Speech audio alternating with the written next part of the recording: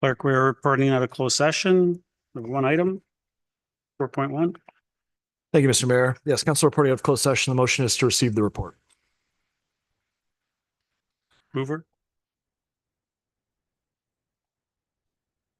Someone like to move it? Councillor Weiss, seconder. Councillor Kim. Comments, questions?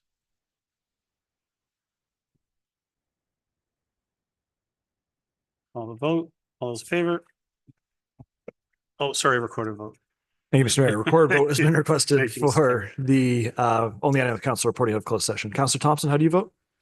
Yes. Councillor Thompson votes yes. Councillor Gartner? Councillor Gartner votes yes. Councillor Gilliland? Yes. Councillor Gilliland votes yes. Councillor Weiss? Councillor Weiss votes yes. Councillor Kim? Councillor Kim votes yes. Mayor Maracus? Yes. And Councillor Gallo? Councillor Gallo votes yes. The motion carries. To confirm in bylaw. Someone like to move that? Councillor Kim. Councillor Gilliland. All those in favor? Opposed? That carries. Motion to adjourn. Councillor Gardner. Councillor Thompson. All those in favor? Opposed? That carries.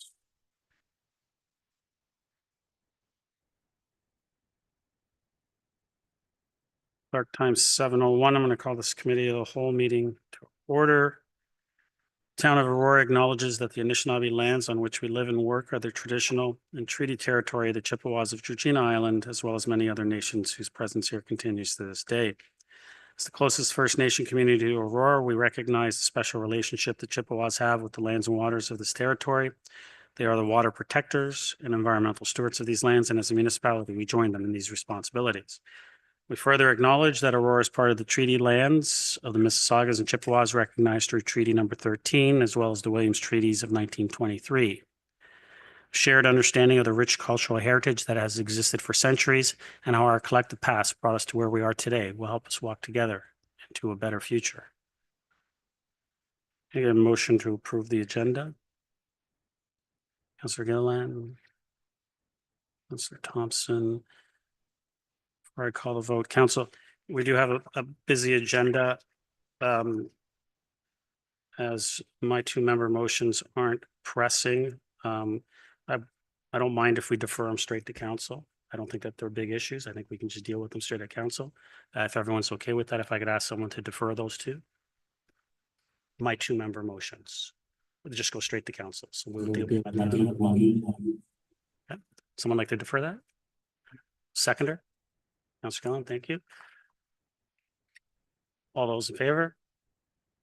Opposed? That carries. Back to the approval of the agenda with the two deferrals. Secretary, any other comments or questions? Call the vote. All those in favor? Opposed? That carries. Any declarations of pecuniary interest? Seeing none. No community presentations, no delegations. 7, advisory committee meeting minutes. Does anyone want anything out of that, or can I get a motion to approve the advisory committee meeting minutes? Councillor Weiss, seconder. Seconder. Councillor Gallo, thank you. Any comments, questions on those? All those in favor? Opposed? That carries. Consent agenda number 8. Any items from there, or just can someone want to move approval of those ones? Councillor Gardner, did you want something out of that? Out of number 8? Consent agenda? Which ones? 8.2, 8.3, and 8.4. Is anyone pulling 8.1? Okay, go for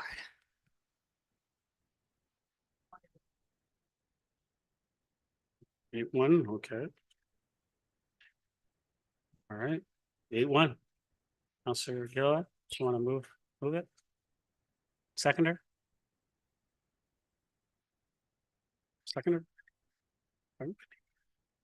What did you? Councillor Gardner, thank you. Go ahead, Councillor Gilliland.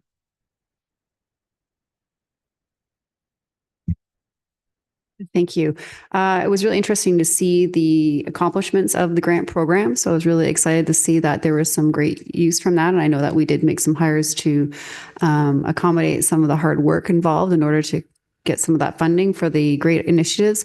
I was really excited that there was some money that was allocated towards the invasive species program. I know that was something that I was advocating for. And then I was recently at AMO and bumped into the Phragmites organization, and they were pleased to announce to me at that time that they were going to be giving us some funds. And I had reached out, but I hadn't heard yet, but I did see it in the report. However, in the report, it didn't specify in the chart that was attached what it was going to be used for specifically. And I was hoping that you could touch on that. Ms. Mary Van Kessel. Through you, Mr. Mayor, I'll have to get back to you on that and get the details of what the grant application included. Perfect. If you could have that ready for council, that'd be great. That's all. Thank you. Any other comments, questions on that one? All vote, all those in favor? Opposed, that carries. 8.2, Councillor Gardner, did you want to move it?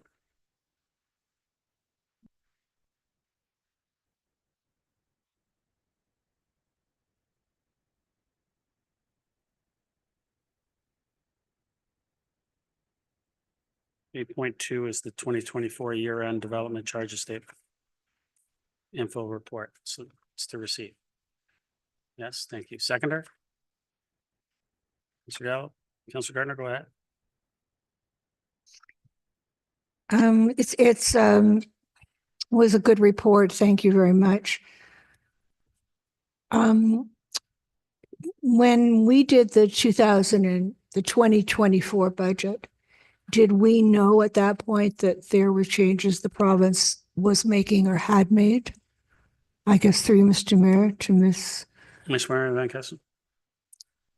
Through you, Mr. Mayor, the province made numerous changes throughout 2024. So we were not aware of those at the time when we were completing the 24 budget. We had some ideas of what might happen for the 25 budget, but the province continues to make changes relating to development charges. Councillor. Thank you. And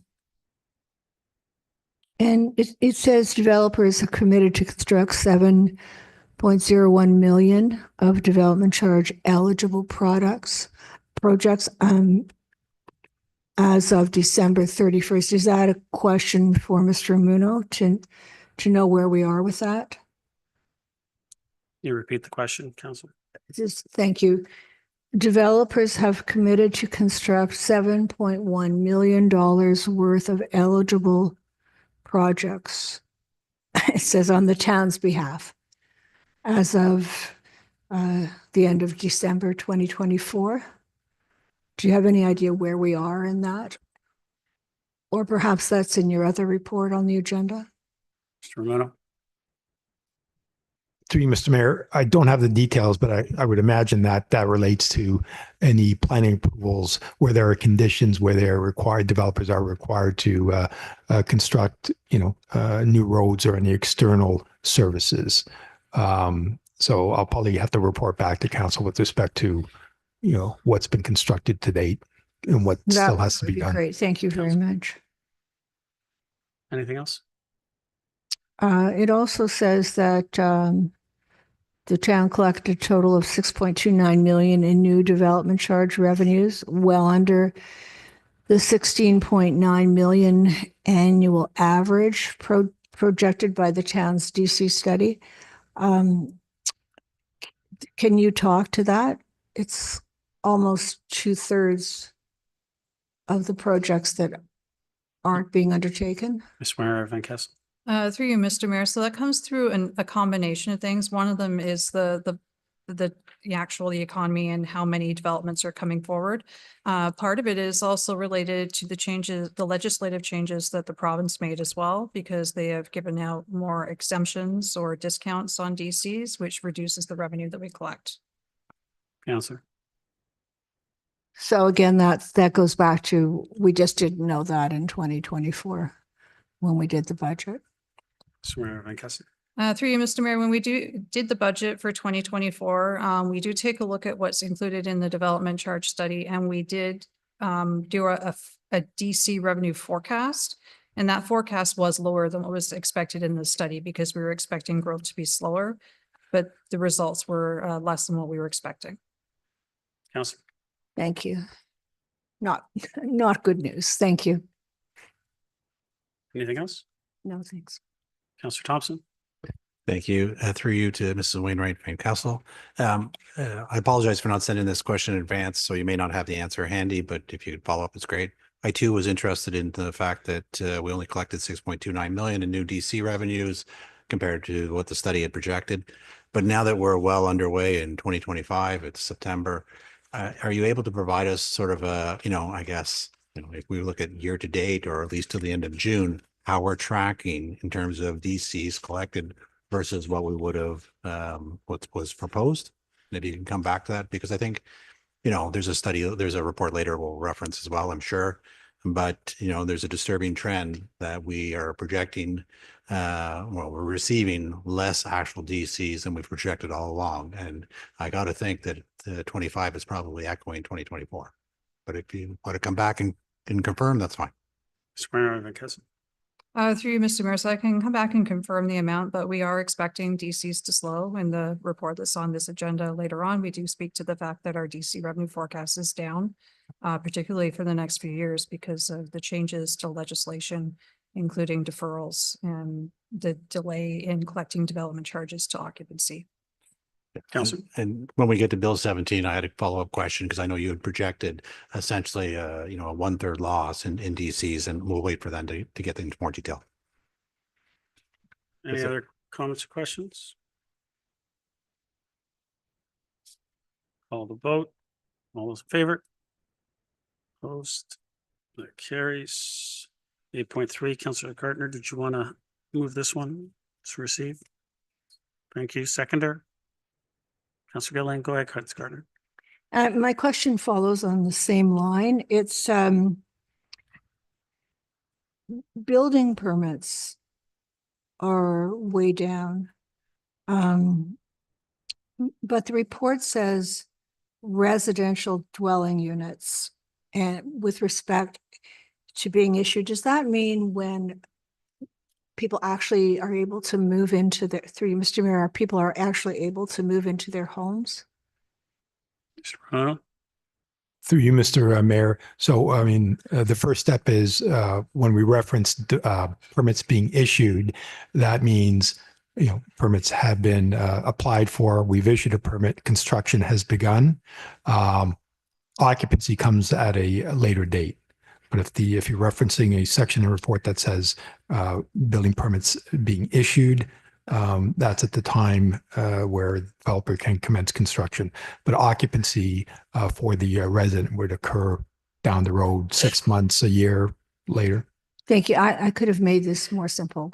My apology through you, Mr. Mayor. The report says the number of residential dwelling units issued. Is that the same as occupancy? Mr. Romano? Through you, Mr. Mayor, no, that's issuance of permits. So construction could take approximately a year to complete for occupancy to occur. Councillor? Okay, I'm just not getting this. My apology. Building permits are when we give a developer permission to build something. And residential dwelling units issued, what does that mean? Mr. Romano? Through you, Mr. Mayor. So yeah, I'm looking, I think you're referencing the bottom of page 2. So Yes. total new number of residential units issued in 2023, 312, in 2024, 115. So that refers to building permits we've issued, they've been applied for, we've issued, construction has begun. So those 312, for instance, in 2023, some of those would not have been completed for occupancy within that calendar year. So that would be a middle stage then. Yes. Thank you. That's all I have. Councillor Thompson? Thank you. Through you to Mr. Romano. Along the similar lines as my questions to Mrs. Wainwright Van Kessel, you talk about the drop in permits from 23 versus 2024. But if we look at 2025, how are we trending? Are we in line with 2024? Are we up, down? Where do we stand? Mr. Romano?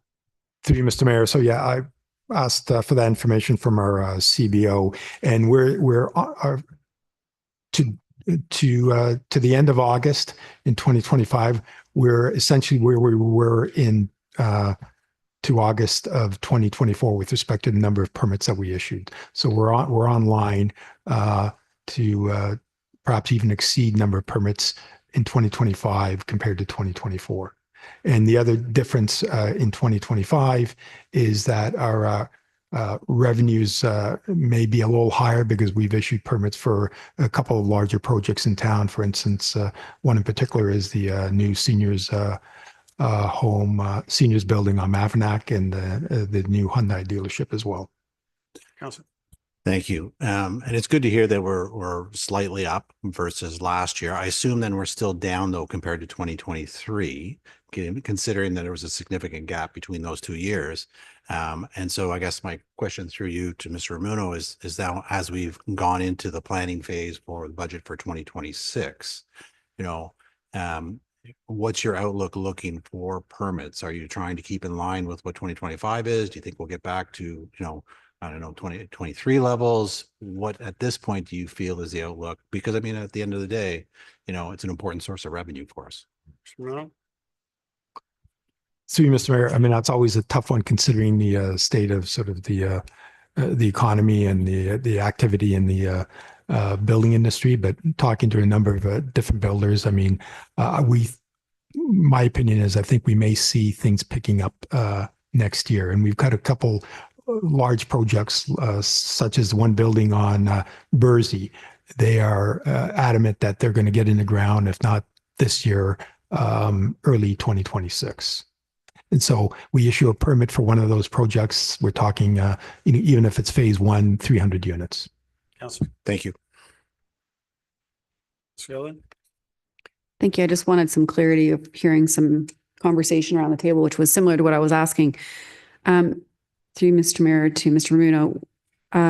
In 2023, I thought Councillor Thompson said it was a lot lower, but it's not.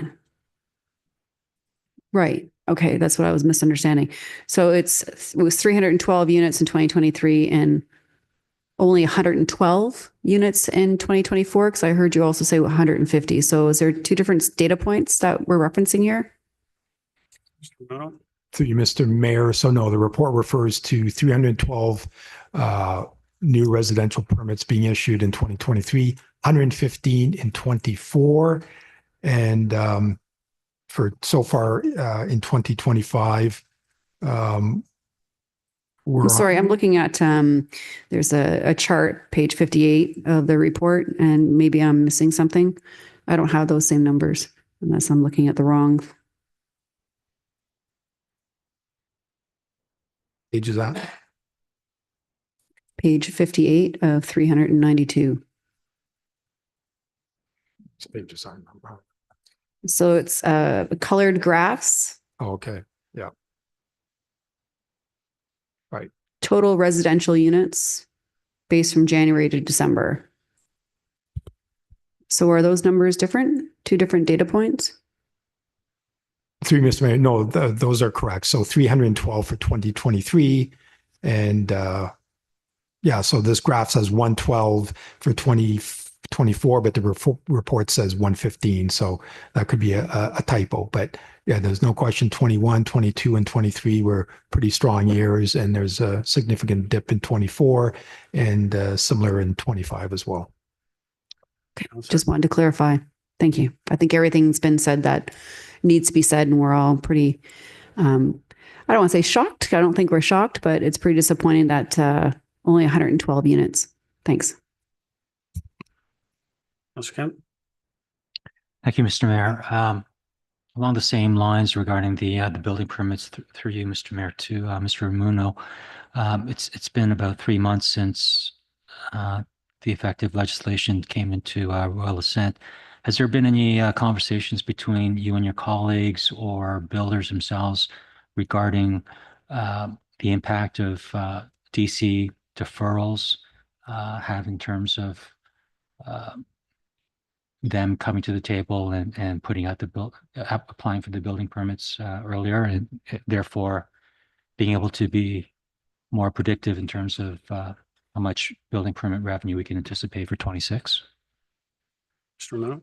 Through you, Ms. Mayor, I mean, I think, what I'm hearing is that the DC deferral specifically for purpose-built rentals, we're seeing some interest there. And we have a couple proposals in town as well. Generally speaking, any other reduction in development charges, from a builder's perspective, can only help. But again, timing has to be right with respect to, potential buyers coming to the market and willing to, purchase a home. And it seems like everybody seems to be just waiting to see what happens with rates and if prices are going to continue to, if they're going to sink. Been hearing some positive things over the next year or two that things will continue to pick up. Councillor? So I guess what I'm hearing is the deferral of DCs. So far, it's encouraging, but nothing concrete to mention. Thank you. Councillor Gilliland, second time. Thank you. Just out of curiosity, and I just kind of thought about this now because you have it all lumped in together, the construction value, which I'm assuming takes in consideration employment lands as well as homes. But do we have a construction value for the 112 homes? Because it would be actually kind of interesting to see if realistically that type of residential build in Aurora could be all state properties for all I know. And it would really help us understand what type of housing we're actually getting in the ground. If we're trying to increase housing here, what's that type of housing that we're actually increasing? Do we have that separate data point here to see what the construction value is for the 112 homes? Through you, Mr. Mayor, probably not available in this graph, but something we can get our hands on. And I think it's also a combination of construction value speaks to not only the value of building permits for new homes, but it's additions and things like that as well. But it's res, non-res, new construction, additions, etc. So it's something that we can work towards putting that information together as it relates to the construction value strictly for residential. Thank you. And it's an interesting point. So would it be difficult to pull new homes in general and separate the additions to kind of get an idea of what our average median cost construction home we're implementing as far as shovels in the ground, shovel ready? It would give us an idea of how well we're doing, because we should be, keeping track of our own report card on how we're making progress moving forward on this type of housing that's much needed in our community. Through you, Mr. Mayor, certainly something we can look at. Okay. Thank you. Any other comments or questions? Call the vote. All those in favor? Opposed? That carries. 8.4. Councillor Gardner, you pulled this. Do you want to move it? You seconder. Councillor Thompson. Go ahead, Councillor Gardner. Yes, I was glad to see something in this report that is very specific and very positive, and hopefully we can learn from it. It says there is a new way to measure success. Excuse me, they've been using a new way to measure success. Instead of measuring it as what is done, they're measuring it by the actual difference what they've done has made. And I think that's a very good way to be looking at the success in our work. Also, some of the pivotal actions, through you, Mr. Mayor, to Councillor Thompson, I was interested in the one advancing programs and partnerships, linking the impacts of nature on human health. Pioneering cutting-edge lake nutrient science and research. And the last one is business development opportunities and programs generating new and sustainable sources of revenue. How would myself and the public be able to find those? Councillor Thompson. Thank you. And thank you for sending me your questions in advance. I did reach out to Simcoe staff today just to get some more details. Part of the answers are in the strategic plan outcome document that they publish every year. I will circulate a copy to all members of council, but that too would also be, you can get through the Lake Simcoe Regional Conservation Authority through their annual reports when it talks about outcomes. But specifically to some of your questions, I don't have all the answers, but when you talk about the pioneering cutting edge lake nutrient science and research, some of the initiatives that they've taken on recently is to better understand the impacts of quagga mussels and their dominance in deep water, the changes in the relationship between phosphorus loads and dissolved oxygen. These initiatives that they take on really just help us better understand and adapt to the management and to changes to initiatives and programs that need to be able to maintain proper levels. With respect to category 2, obviously we know that under the new provincial requirements, Lake Simcoe's budget is divided into 3 categories. The first being the core mandate, category 1s. The second being the service municipality requests, such as what Aurora has with Lake Simcoe, being the category 2. So speaking specifically to the category 2 agreement, it's really around the stormwater pond inspection and monitoring. Recent provincial regulation changes require municipalities to conduct and report on stormwater asset management. And Lake Simcoe is assisting 5 of the 6 York Region municipalities to comply with these regulatory requirements through a fee-for-service arrangement. Councillor?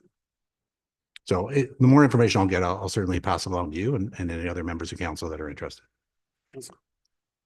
Thank you. And the one I'm really interested in is the impacts of nature on human health, because we know that that's true.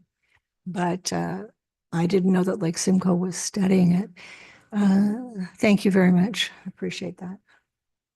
Any other comments, questions? Vote. All those in favor? Opposed? That carries. Done the consent agenda. Anyone want any items pulled from the remaining agenda?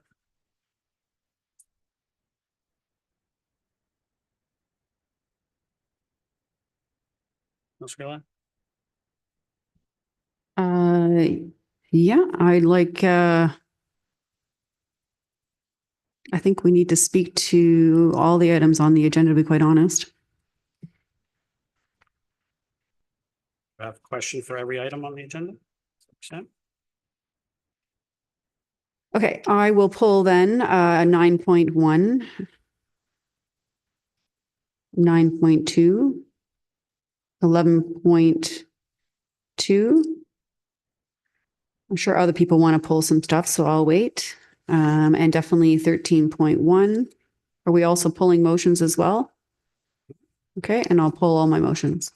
And I'm sure other councillors would like to pull some stuff.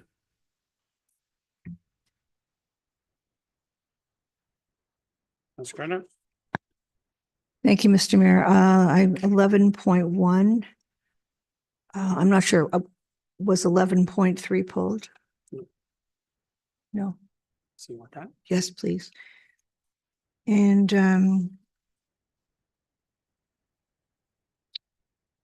I think 13.1, Pulled. 13.2, 14.2, 14.3, and 14.1.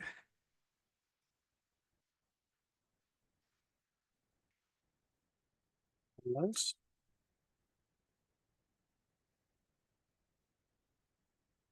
Ms. Gilliland? 14, 14.4, please.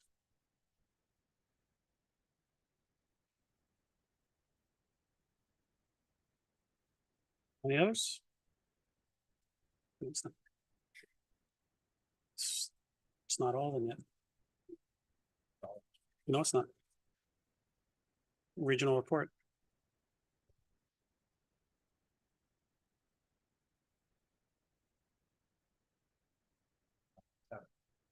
$16.1.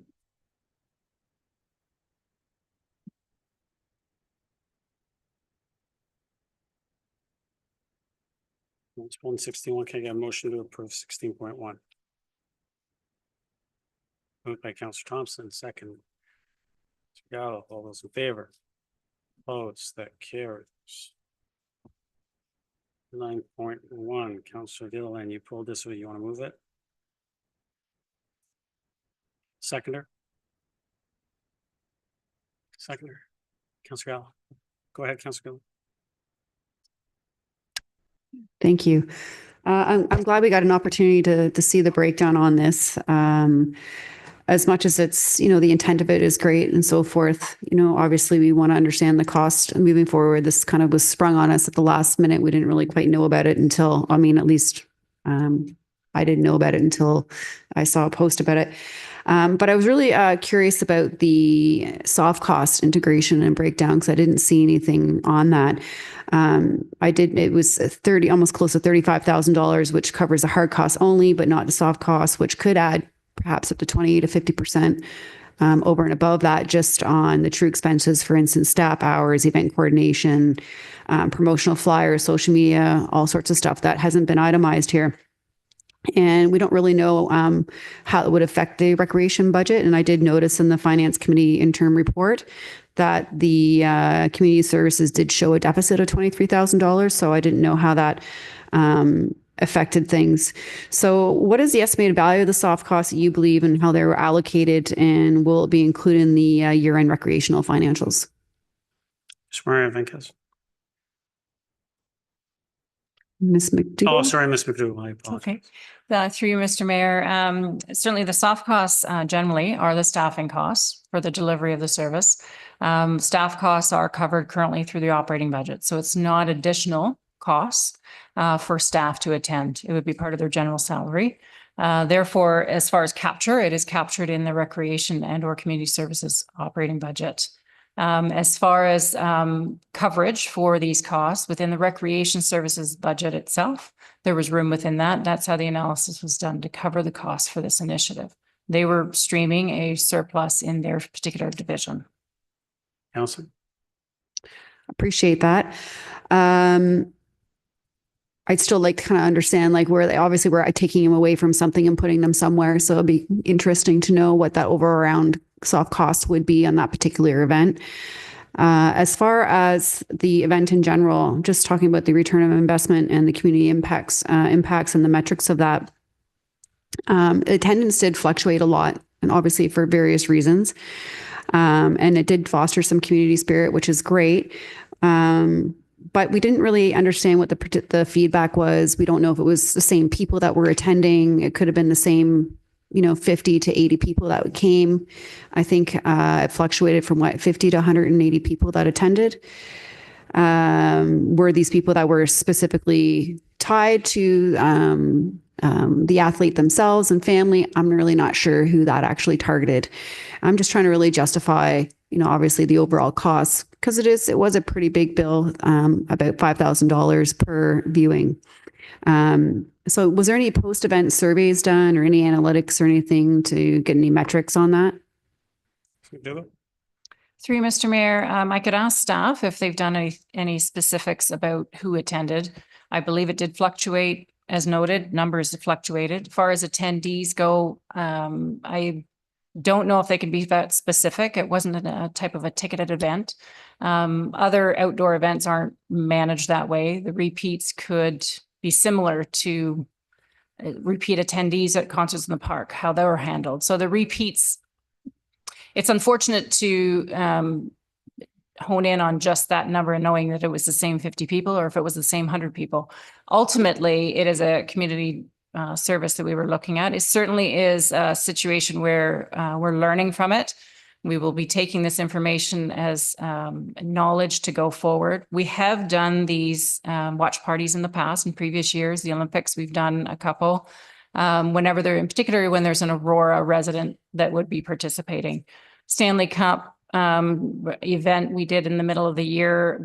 These are in-year initiatives. So in this particular case, because we're learning at Town Square viewing party, other municipalities do the viewing parties. They definitely see a great return in community engagement. This was sort of a learning curve for us. And we have also done the analysis to learn as it go forward the potential of continuing with a rental program and incorporating them into an operating budget, or going by way of a capital initiative by owning the TV, so that we're not having to do the one-offs in this case. That would provide us more flexibility of what could be delivered on a TV. So as far as the engagement, definitely this is a learning curve for us as we were experiencing this initiative. And attendees, I can definitely find out from the staff if they took any matrix for staff or council.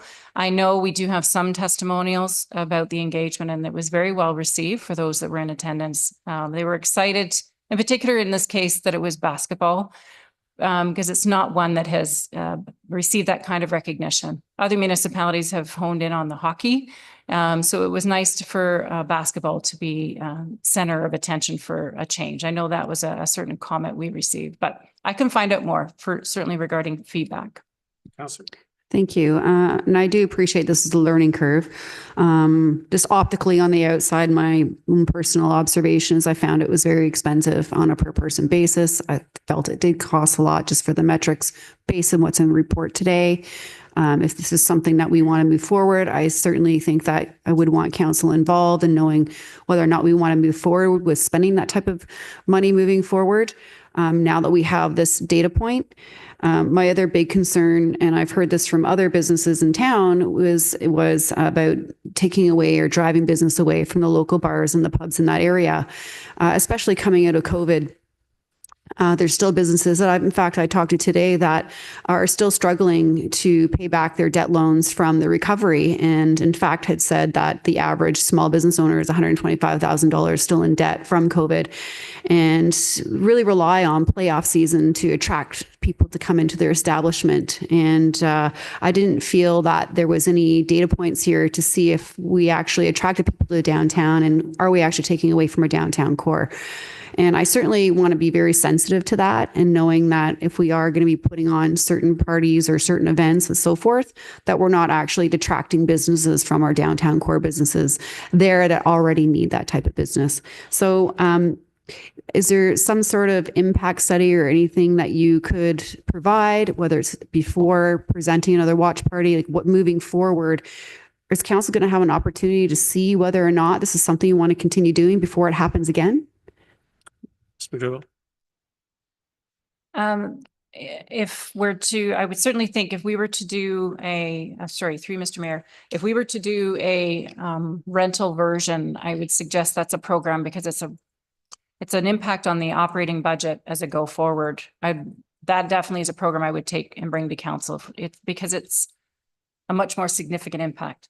If it's an owned initiative, much like an asset of the skating loop or the splash pad that is at our facilities, that is something that the return on investment is much greater, because there's not much more opportunity to use that asset. As far as how it's used, whether we do watch parties or whether it's just simply used as a more of a concert venue, we can certainly evaluate that from a business model going forward for sure. But I think for the difference being rental versus owning, there's two very different versions there. And I certainly think rental has a higher impact and would require more analysis to spend that kind of money. Councillor. I agree with you with that. I do think it does require more analysis. So I do hope it does come back to council. Again, like I said, in my personal opinion, I thought it was pretty expensive. And I know a lot of my colleagues here want to chime in, so I will pass the baton. But other points of concern for me was vendors and sponsorship opportunities and comparison to similar events as well. There's just so much to learn from this, and this is something we're going to move forward with. I didn't think there's just a lot more work to do before we just automatically just continue to do it. Thanks. Councillor Gallo. Thank you. First, a huge congratulations to Andrew and his success. He went to school with my kids, so there's a particular happiness in seeing him succeed to the highest levels.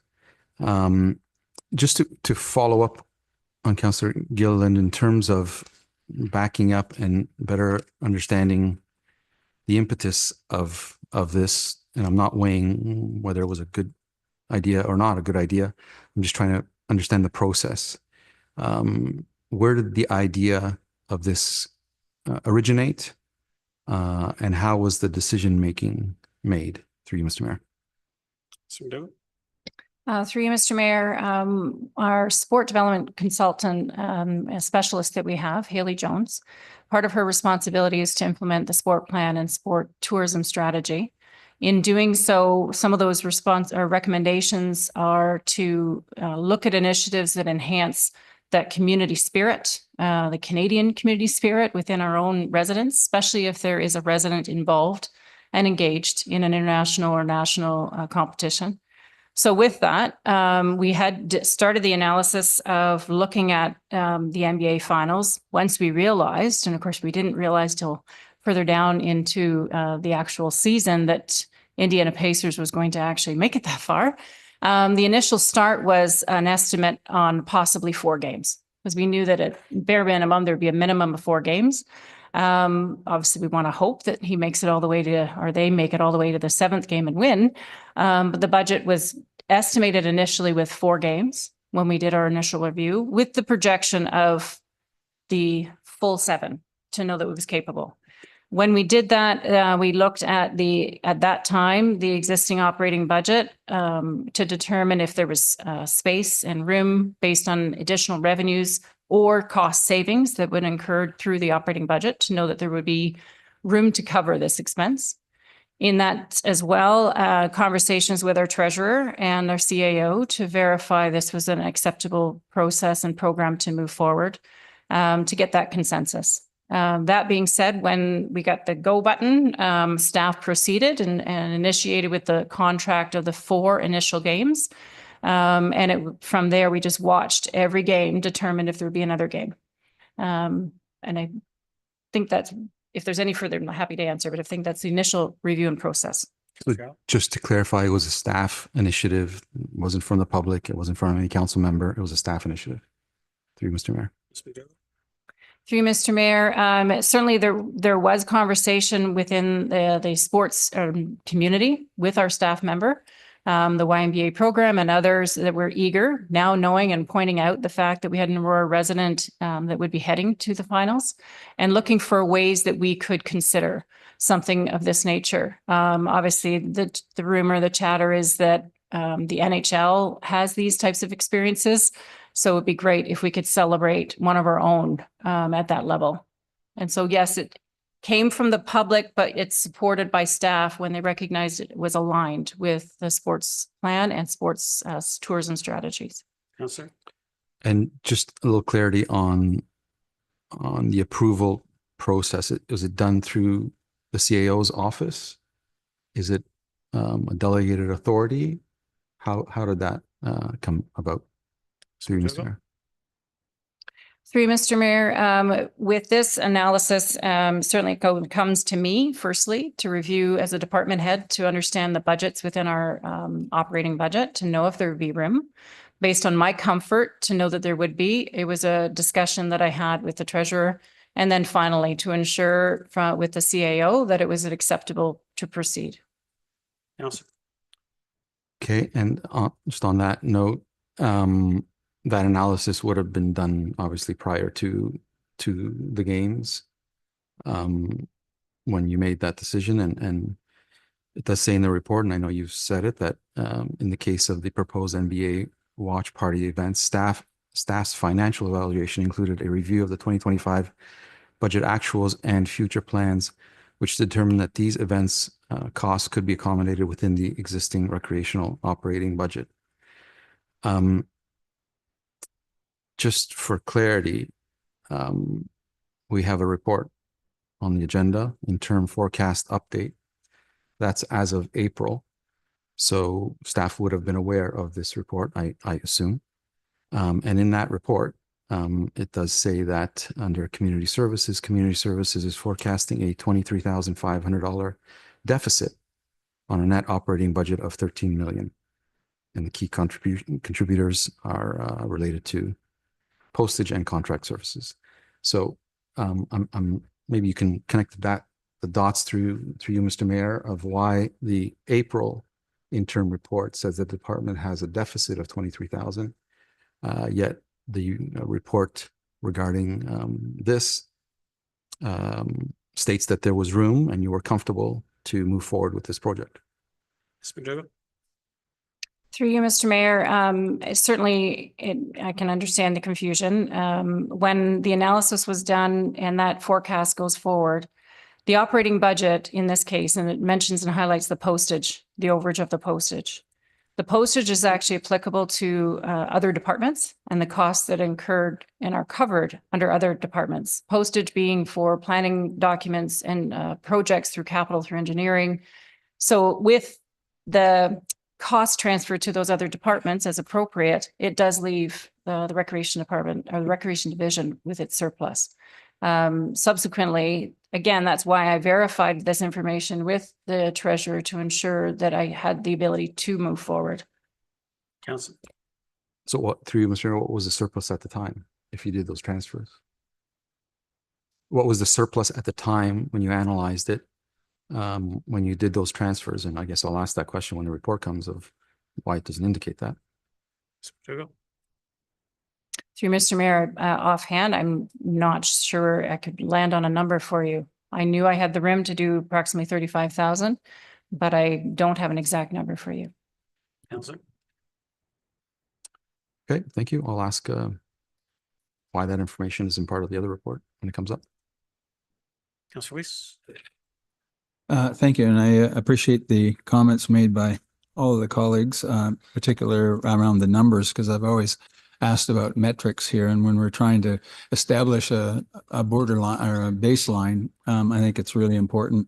And you mentioned in the report and here that you're looking at sport tourism, and sport tourism, of course, means that we're bringing people in from outside of town. It would be great to know out of those, what was the number, 635, how many were unique visits that was mentioned before, but also where they came from, never mind what the experience was. So I suggest the comments have been made are great comments. The one thing that has not been mentioned, but it's mentioned in the report that I heard of, because this happens in my ward, is the noise mitigation. And you say in the report that you did a few walkabouts the property, and that it was noted that there was some sound diminished after. Can you tell me what you did to help diminish the sound? Is it simply a matter of cranking down the decibels through you, Mayor, to Ms. McDougall's? Ms. McDougall. Through Mr. Mayor, part of the review, again, learning from this center and this location, is we relocated for future visits. On the night of, when we learned of concern, we asked them to tone it down, just turn the volume down. Moving forward, we asked the contractor to come and set up, so they were projecting towards Church Street, not towards Town Square itself, like 50 Victoria. So it was bouncing off the building. The base is where the biggest challenge was, so that was also toned down. So there's a couple factors in future presentations or future viewings that we were able to mitigate some of that noise. Great, Councillor. thank you. Residents will be happy to hear that there's a plan in place, because there's an awful lot happening in the town square and in the cultural district, and I think we have to be respectful of the sound that comes out of the place. So thanks very much. Councillor Kim. Thank you, Mr. Mayor. I'm listening to the line of questioning, and I think we're missing the whole point of this event. We're supporting someone who was born and grew up in Aurora. We should be proud of this individual, and we are supporting him by taking part in watching his games, whether it's at home or together, in a hall, or in this case, Town Square. You know, we need to support the principle of why we are doing it, and not necessarily the result. You know, I understand that as part of being on council, we question the finances, we question, noise and other things that are important to residents. But sometimes we have to, overlook some of the negatives. And when we see that the long-term positives of something like this far outweighs it, think about the community pride that this represents. I mean, you don't think that 10, 20 years ago, someone's not going to nominate him for the Aurora Sports Hall of Fame? You don't think that when Andrew Nemhard is is saying that, yeah, my council is having a watch party on my behalf. I mean, how proud he is of Aurora. And I was watching the game on TV, and he mentioned that to TNT or whatever network that was broadcasting that. And I was proud that Aurora was mentioned. That type of marketing is invaluable. Companies pay $2 million or $5 million for a 30-second spot in the Super Bowl, and we get a free mention for what, 32, 35,000, and we inconvenience a few residents because of noise, or here we are questioning the validity because of soft costs or hard costs. I remember in 2015, we started the Multicultural Festival. I believe, it was a wet day. And people counted and said, there are naysayers who are out there literally counting how many people showed up.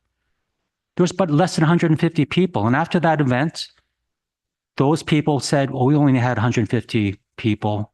And maybe the amount that we spent was not worth it. Maybe we should not continue it. In 2019, before COVID, it grew to a 2-day weekend. And we had tens of thousands. I forget the exact number, but I was surprised that there was something like 30, 40,000. No one questions the Multicultural Festival now or the expenditures. So I go back to, why are we doing this? Look at the principle and stick to it. Anybody, in the investment world that I come from, you have to have discipline and you have to have investment principles and you stick to it. Just because a stock goes down in 2 weeks doesn't mean you abandon it. You stick to the reasons why you invested in it. You think about, Canada is just a hockey nation, but we're obviously a basketball nation. We're a swimming nation, track and field. And if we can support these sports, and many of us, support all our sports organizations, why are we questioning, there was only 80 to 150 people and all these things? I mean, I'm just kind of flabbergasted that we're even going there. When Andrew Nemhart goes onto the stage and says, hey, he may never even mention Aurora if he thinks we're not going to have another watch party and he's in another finals or... I think just to close, I think this is money well spent. We talked about in the Aurora Economic Development Corporation about how do we market Aurora.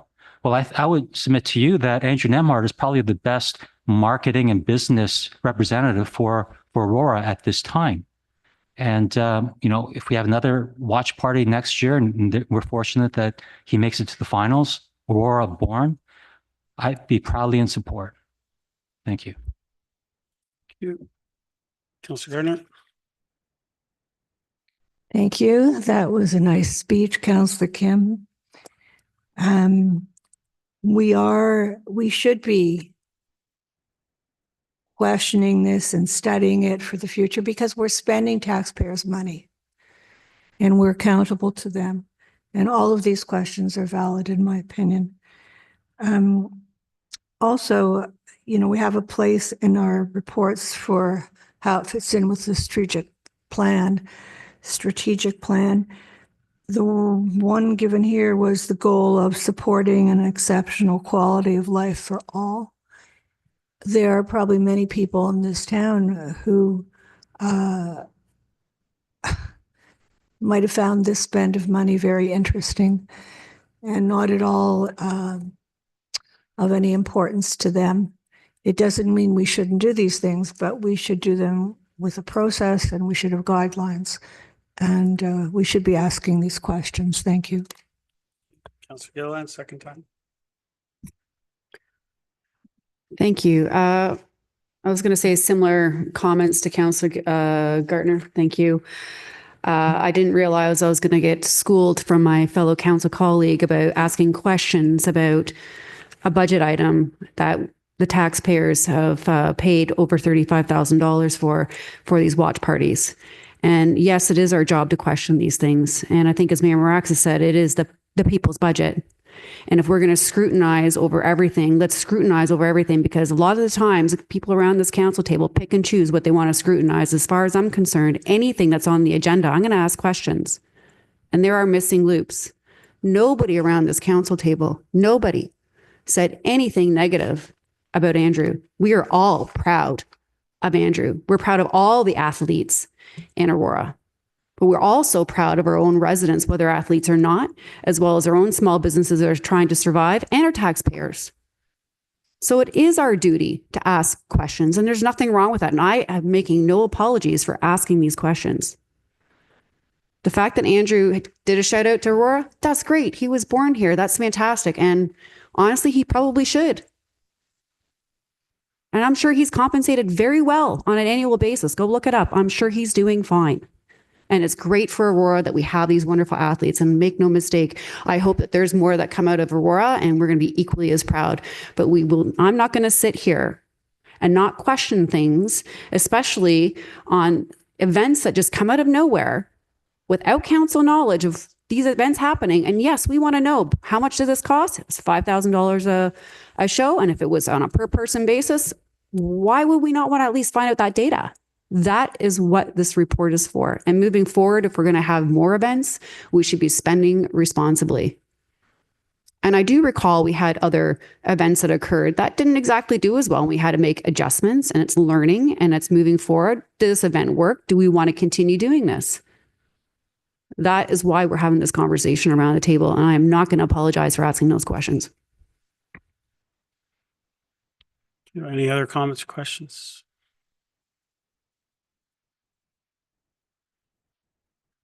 All the vote. All those in favor? Opposed? That carries. 9.2. Councillor Gilliland, you pulled this one. Did you want to move it? Sorry, which item was this?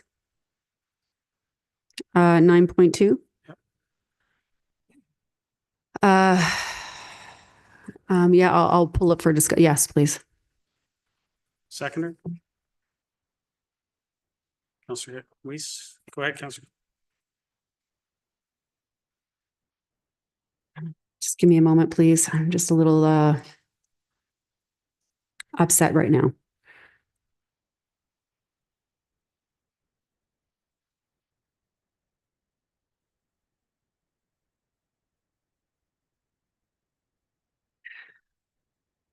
I really don't know what to think about what's being put in front of us. I know that this came as a motion, I believe, from Councillor Gallo. I'd like to hear what he has to say. But I am a consistent advocate for transitional housing or homelessness and helping people in need. And I do welcome the opportunity to have these types of facilities if it's something that's in our purview and makes sense. So I'm not sure where this is going to end up tonight. I do believe that Aurora could do better. I respect the need that we should be helping vulnerable people in our community. It's been 47 years, I believe, since we've actually built anything here, since I believe the Yellow Brick House. And, obviously collaborating with the region is something we need to do. And I did see some language in the report to that. I welcome that. I do request some transparency on how, we do come to a decision tonight on how we're going to move forward, because I do believe we can need to do better. So I'm going to leave it at that and pass the baton to my fellow colleagues. Councillor Weiss. Yes, I echo that. I think it's very important that we do something. What we're capable of doing and what is our jurisdiction to do is also that question here. The work that we've done and through our town staff to try to take care of people who are vulnerable during emergency situations with respect to weather, I think has been fantastic up to now. Now we're looking at extending it because the incidence of homelessness is getting higher. The problems are getting higher. And I'm interested in seeing how this shakes out, because I really don't think what we have here was the intention of Councillor Gallo when he brought forward the motion to review this. I think it's partly circumstance of the way we live and how we manage people in our society right at this moment. But right now, I think this has gone beyond what our capacity and capabilities and our jurisdiction is probably to be. But I'm certainly eager to hear what other people have to say about this, because I think this is a regional problem and we should be collaborating a lot more and better than we have with the region in order to make something work here. So that's all I have to say. I don't have any more questions that are specific to this. I'd like to hear what other councillors say on it. Any other comments or questions? Councillor Gardner? Thank you. I believe I seconded the original motion, which really has nothing to do with what is before us. It was to provide a place where people who needed to get warm, be they residents, anyone, so that our community knew there was a place they could go if they were really cold. And we've had other circumstances where power outages, other storms, and it would be really nice to know that Aurora had something to help our community. So I'm disappointed, and I also don't know how this motion got so changed. Thank you. Any other comments or questions? Councillor Gallo?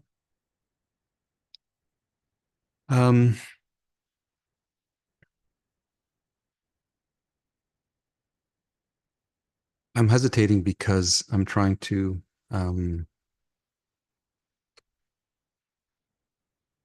choose my words accordingly, because we had a closed session about this, and I don't want to cross over that line.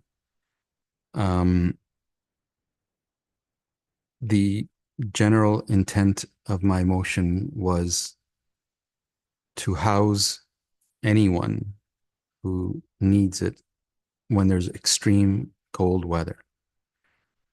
That was it. And we went from that to full complement staff and all of the bells and whistles, which was never the intent. We went from that to an even more costly scenario and all kinds of obstacles. And I've been around this council table many, many years, and I can read between the lines, and I'll leave it at that. There are not many solutions provided in this report, other than the very costly ones, which I don't support.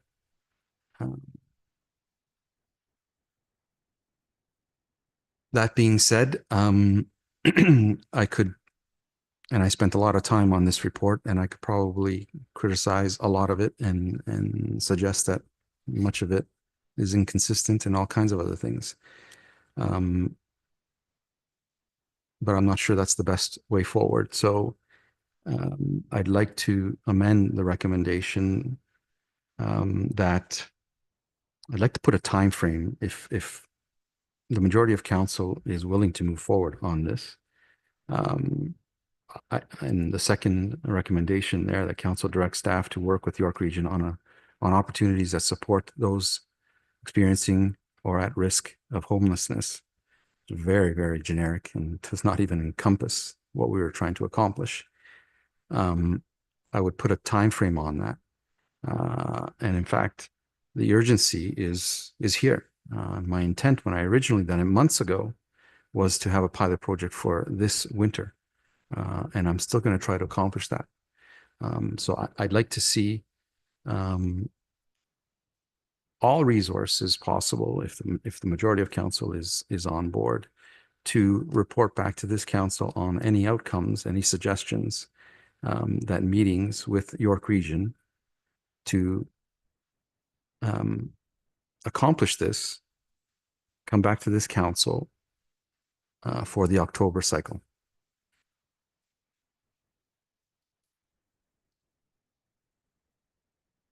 Second. Councillor Garner.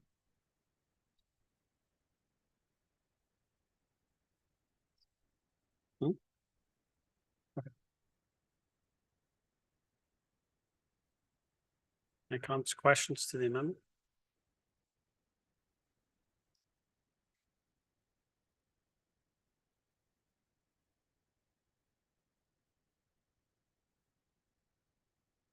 Councillor Allen, to the amendment? So the purpose of this is to put a time frame, and with the hopes of lighting some fires and trying to make everyone understand the severity of this and the need for this, and to put all our minds together to figure out how to accomplish this. And I'll repeat, the goal is for those 40 some odd days on average in a year, between 11 and 7 p.m., because we already have the other hours covered, that a facility is open under extreme, when the region deems an extreme weather event, that there's somewhere where people living on the street can go and rest. That is the intent. Councillor Gardner, to the amendment?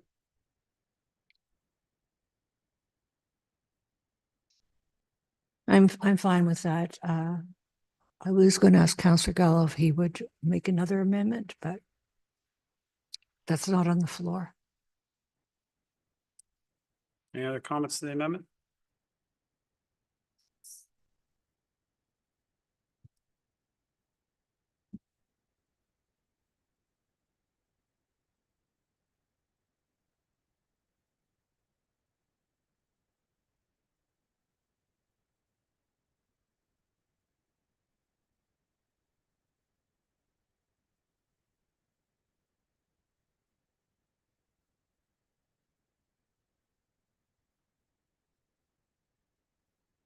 Any other comments? Councillor Gilliland, to the amendment? Thank you. I don't have an issue with this amendment at all. Through Mr. Mayor to Mr. Nadarozny, is it clear what the intent is from Councillor Gallen's statement, or does that need to be added to the amendment of what we're looking for to have come back in October? Sale. Yeah, I think it's pretty clear. Okay. Just want to make sure. Any other comments, questions to the amendment? Councillor Gallo, second time? Just for clarity, what I'd like to see come back is a partnership with the region. We provide a facility. They fund it through a third party if needed. They take the responsibilities and all of the issues that were raised, and manage it in that way. It doesn't matter to me whether staff do it or someone else does it or a third party does it. It doesn't matter to me. Let's get the best people to manage this. And I don't have an issue with the region being a partner in this. We supply a space, they manage it, and quite frankly fund it as well. They're looking for beds, I suspect, and they have the money. That's what I'd like to see come back. I'd like to see a report where we partnered with the region, where we can open up a facility, where they manage it through a third party that are readily available and are willing to do it and have done it before in short notice, and get this done. That's what I'd like to see. Any other comments or questions to the amendment? Councillor Weiss.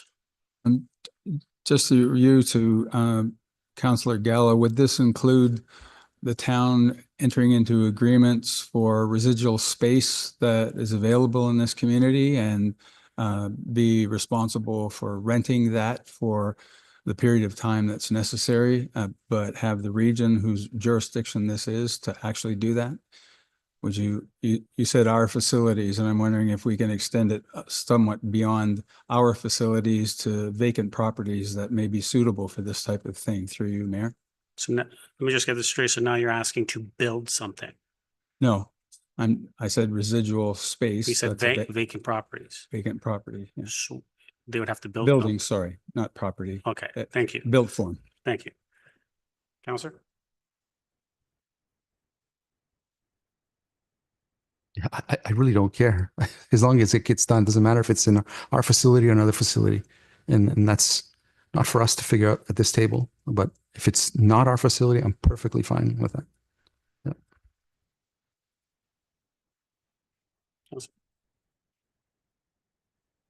That's fine by me. Any Just other wanted to hear. comments, questions to the amendment? Call the vote. All those in favor? Opposed? That carries. Back to the main motion. Councillor Gallo, you still have the floor. I'm done. Councillor Gardner? Thank you, Mr. Mayor. As Councillor said at the beginning of this, the intent was to house anyone who needed it in extreme cold weather.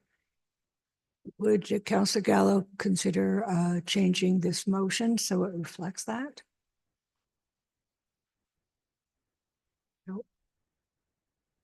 Absolutely. If you look at my original motion, that was the intent of it. It was anyone.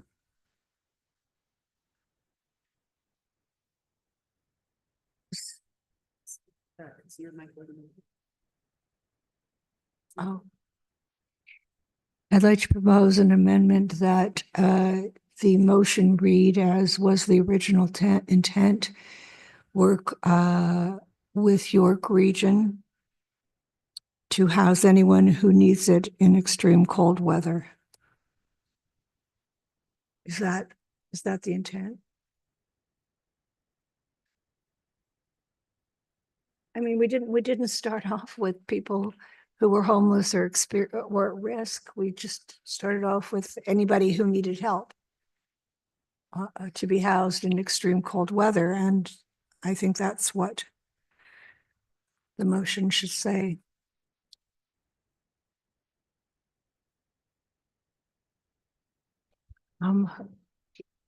He was the approver of the motion and I was the seconder, right? What would you like it to say, Councillor? Pardon? What would you like your amendment to be? Exactly what I said is that council directs staff to work with York Region on housing anyone who needs it in extreme cold weather. Unless Councillor Gallo wants to tweak that.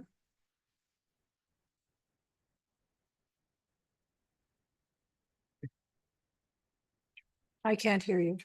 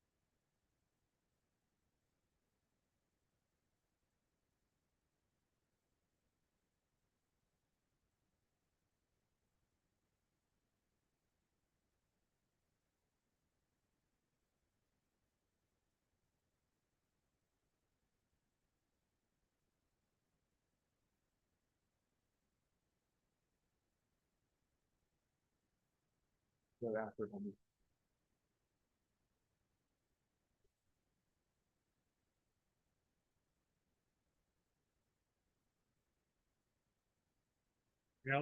This is not at all what I said. It's not my amendment. Afterwards.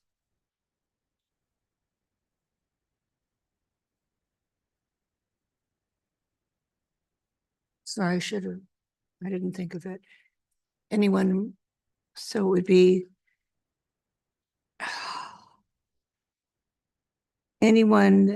house anyone that needs it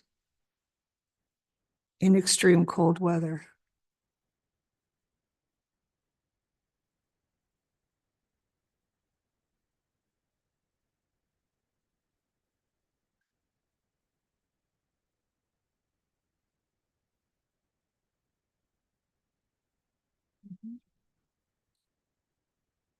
Counselor, I need you to Why be, don't I need you to be I- clear on exactly what you're asking the clerk to put up for council as an amendment. I'm getting bits and pieces at a time. I need, give me a full sentence. A full sentence. Okay, let's table this and come back to it. Pardon? Yeah. So just go back, Linda, just go back to the original one as amended. With the third clause only.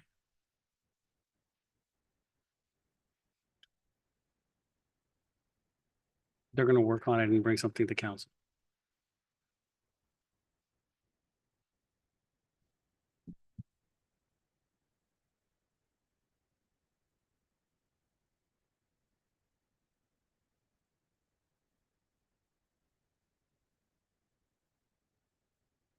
Any other comments or questions? Call the vote. All those in favor? Opposed? That carries.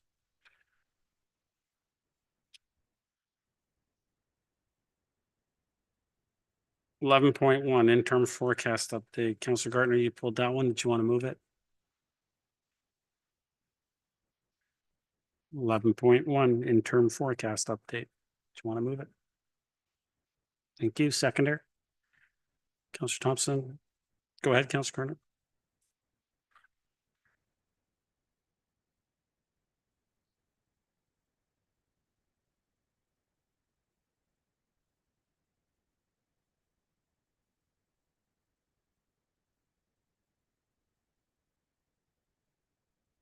Ooh, I don't understand why the council and the office of the CAO are being forecasted to have a net operating surplus of 23,200. It's we were talking about staff in the report, one of the main reasons for differences, but the staff has been constant in the office of the CAO and council. It's a small amount. If you want to come back to the council meeting with that, that's fine. Ms. Wainwright Van Kessel would like to say, through you, Mr. Mayor, to Ms. Wainwright Van Kessel. Ms. Wainwright Van Kessel. Through you, Mr. Mayor. So in the report, just below the table on page 3 of 10, it indicates that for the CAO's office, most of that savings actually relates to forecasted savings in consulting and conferences. There are no expected staffing changes at this point, but things could change throughout the year as they sometimes do. Thank you very much. I misread that. Thank you very much. Is that all?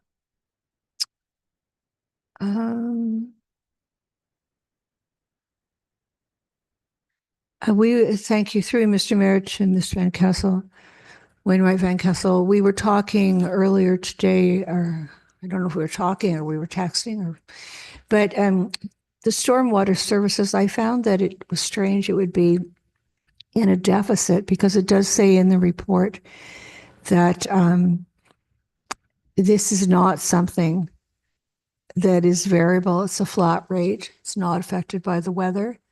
And I believe you had an answer to that question. Ms. Wainwright Van Kessel. Through you, Mr. Mayor, the variance was actually related to the revenue, and it appears that the revenue forecast did not factor in the reversal of the accrual from last year, which reduced the overall amount of revenue. So this will get updated in the next forecast update that should be coming to council in the coming months. Councillor. Thank you. With respect to community services, through Mr. Mayor, to Ms. McDougall. It's a big difference. There's a big difference in the budget. It's $2 million difference, $2 million lower than was budgeted. And it does give a reason for the 1.6 million, but that leaves $400,000. So no. Through you, Mr. Mayor, I believe you're looking at the capital budget for community services. Yes.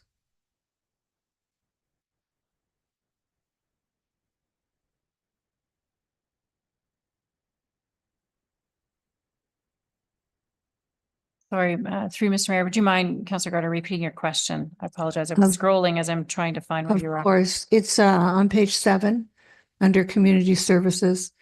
I was just commenting that $2 million lower is a very large amount. And there are reasons about delaying projects. And there's an extra $400,000 that's not accounted for. Through you, Mr. Mayor, certainly I'm looking at page 7. I see where you are. Definitely there was a delay in certain projects, if that's what you're referring to. We obviously had a manager change earlier in this year who was overseeing some of these projects. Subsequently, some of the projects had to be deferred or delayed until new oversight could be in place, which we do have now. So things will get back on track.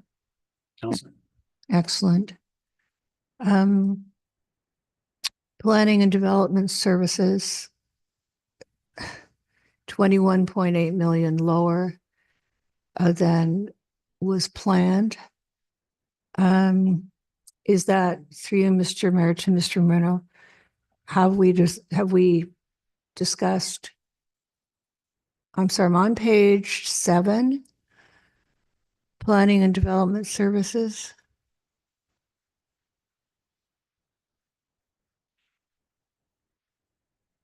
Ramuno. Capital 21.8 spending, capital 21 spending of $16.3 $8 million, million which is is a lot. 21.8 million lower than the budgeted planned spending for the year of 38.1 million. Can you just explain that to the councillor? Mr. Chair, yeah, I believe that just relates to some of the projects being deferred to the following year in 2026. And what one of the bigger ones is the active transportation facilities, Yonge, Bloomington, Go Bridge. Yeah, that's the multi-use path up and down Yonge Street. I think it was previously budgeted for 2025, but the construction is going to happen in 2026. We're just finalizing the detailed design now. Councillor. Thank you. So does that, I'll ask Ms. Wainwright Van Castle. Ms. Wainwright Van Castle, through Mr. Mayor. A lot of these things are being deferred or delayed to 2026, the 2026 budget. So does that mean that everything that we would have planned for the 2026, not everything, but things that we would plan for 2026 are also getting pushed out for a year? Wainwright Van Castle. Through you, Mr. Mayor, it depends on the department and the project that is proceeding. Some projects may have impacts on some future projects, some do not. So it's not a general term that everything would get pushed out. Part of the challenge is also making sure that we have enough internal resources to manage the projects as we move forward. So that can be a bit of constraint. Councillor.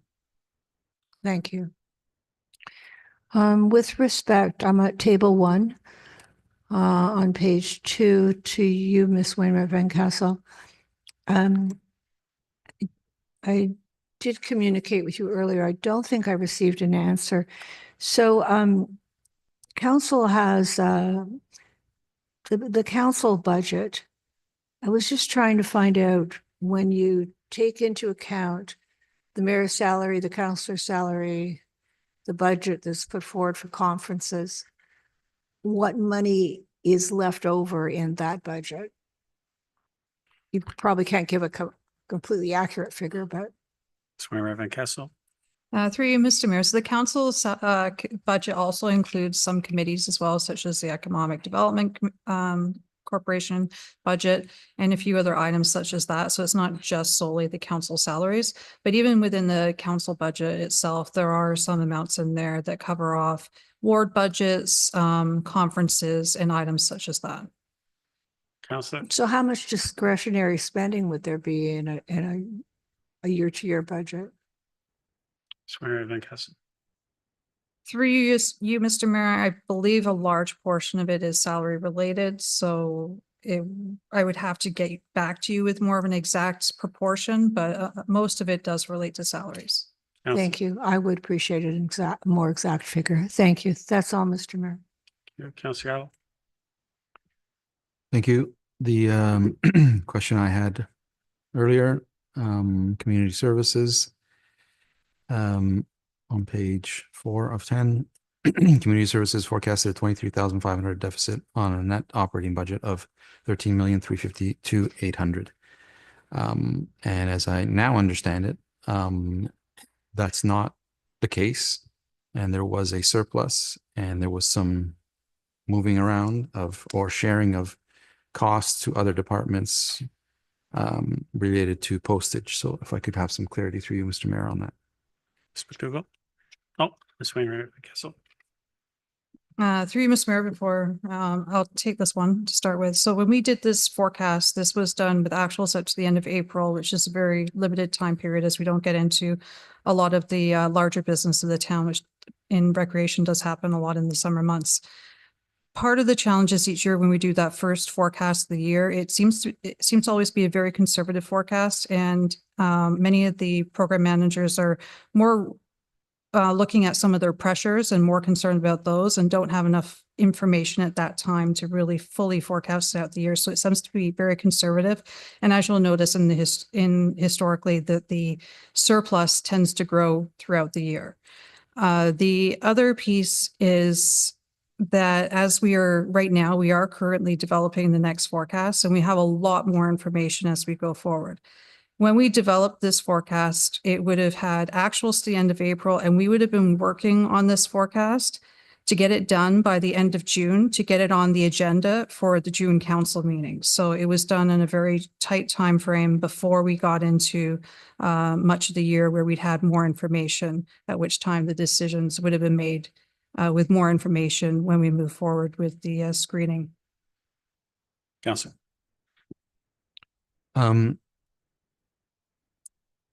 Thank you. There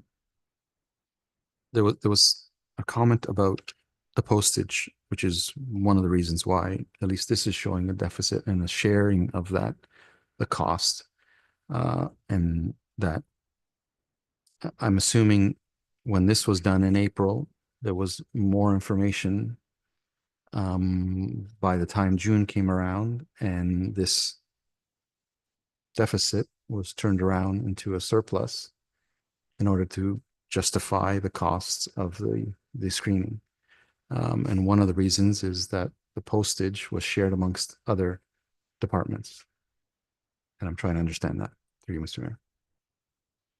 Ms. McDougall. Sorry, through Mr. Mayor. Access Aurora is the division that oversees postage and puts the mail in and out. Within their budget, they capture the cost of postage.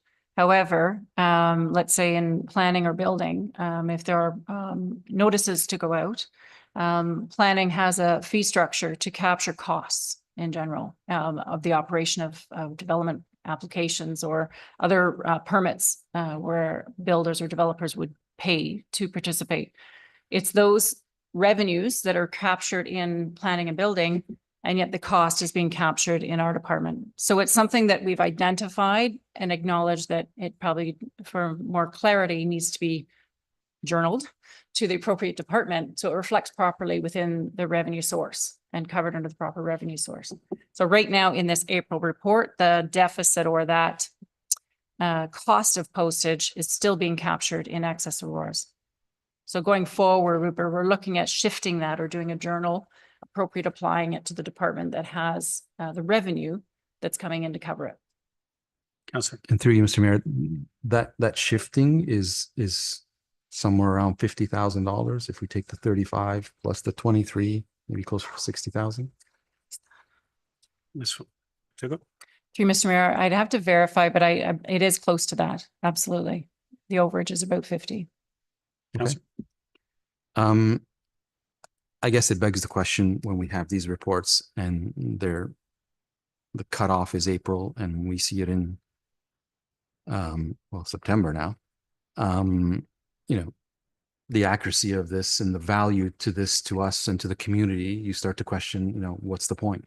What's the point of putting this effort in to produce this report in April and we get it in September, and so much has changed that this, you know, if I pick on one of these things, I suspect that many of the others are not reality as we stand today. So I'm just throwing that out there that if we're going to do these exercises, let's try to do them closer to the public exposure of them so that they're as accurate as they can be. And if we have expenditures and we reference surpluses, and then we have a report that shows deficits, someone should be explaining, you know, why that's happening, or, you know, what's the value of this report to me today? There's not much if so much has changed, or to the community for that matter. I don't know when the next or the frequency of these reports, through you, Mr. Mayor, how often do we have these? Mr. Mayor, I guess. Through you, Mr. Mayor, we do have 3 reports a year that do come out. The next one we are planning to have come to the council agenda in October. This one was originally on the agenda at the end of June, but was deferred. Councillor. Thank you. And, you know, it kind of leads to another discussion that's not for this time, but in terms of I continue to have an issue with stacked agenda items, I believe, as a result of the reduction of committee of the whole GCs on a monthly basis. And these are the types of things. We have a report that was established in April, supposed to be in June, and we're now in September. That's completely meaningless because it was pushed forward because there's too many items on it. There's 2 pages short of 400 pages on this agenda that we got on Tuesday, and we're expected to read and understand every single thing in here. Any other comments or questions? I'll vote. All those in favor? Opposed? It carries. 11.2. Mr. Gilliland, you pulled this one. Would you like to move it? Yes, please. Seconder. Councillor Thompson, go ahead, Councillor Gilliland. Thank you. This was a lot to absorb, to be quite honest. There was a lot of information here. This is we're talking about the one with the first time home buyers, right? I just want to make sure we're on track. That's the one we're pulling right now. Bill 17? Mm-hmm. Yep. Okay. There were several concerns that I did have with just getting in the weeds. I didn't feel there was really enough teeth on it. And through you, Mr. Mayor, to Ms. Wainwright Van Kessel, from what I understand, the potential loss revenue from a DC chart deferrals and exemption for Aurora, 32.4 million over 10 years. Is that risking our shortfall for infrastructure funding? Mr. Mayor Van Kessel. Through you, Mr. Mayor, I believe you're speaking about the reduction to our DC revenue forecast at the end. And on page 12. Yeah, so that's what we are forecasting as a DC revenue forecast over the next 10 years. Part of that is because of some of the exemptions. And another piece of that is the delayed collection due to collection at the time of occupancy, which will delay some collections anywhere from about 18 months to 5 years, depending on the actual type of development. Correct. Councillor. Oh, sorry. Thank you. Yeah, and that was going to be my next comment, is that some things can be deferred. Maybe developments stalled for whatever reason, as we know in this climate, and increasing our financial exposure as well. At the same time, I feel that, again, it needs more teeth, because I'm also looking at, with this delayed revenue, will this be requiring us to borrow to help subsidize this through, Mr. Mayor, to Ms. Wainwright Van Kessel? Or, you know, are we facing tax increases? Is this something that we are looking at potentially burdening residents on? Ms. Wainwright Van Kessel.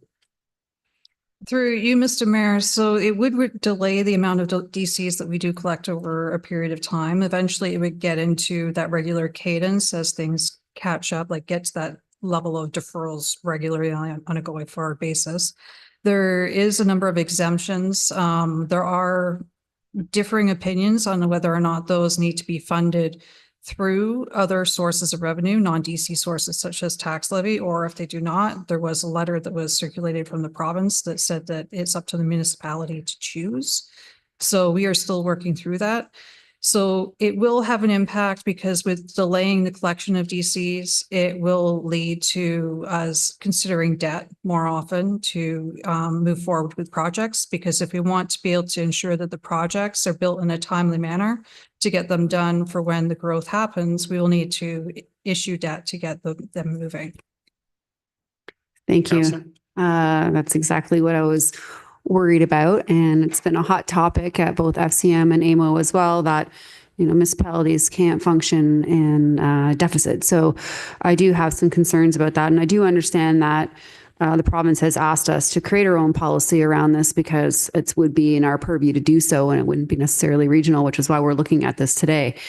You know, there's also administrative costs that we don't know, and we're also relying on unsecured funding from the province and the federal government. That's clear that if we don't secure this funding, it could just go dormant. Through you, Mr. Mayor, to Ms. Wainwright Van Kessel. Ms. Wainwright Van Kessel. Through you, Mr. Mayor. So some of the recommendations for different opportunities within the report for the DCs, there's a number of different programs. Some of them do recognize that they would move forward if we get some additional funding from upper tiers of government, whereas there are other options in here that could proceed with deferral agreements. We are looking at bringing forward some policies in December, not December, in November, that will support this if council decides to move forward with this. Councillor.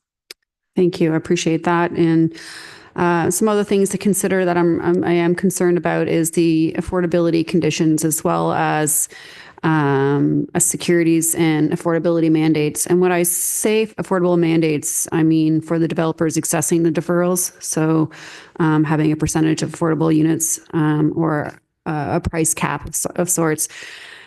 And I don't know if these things are all stipulated. So I do want to make some amendments to add to the recommendation on the floor. And I did provide it to the clerk. And essentially what I'm asking is that within the second recommendation, to add at the end to incorporate affordability conditions, a clawed back provision requiring repayment if the home is sold within 5 years. I think that was something that was stated within the original motion.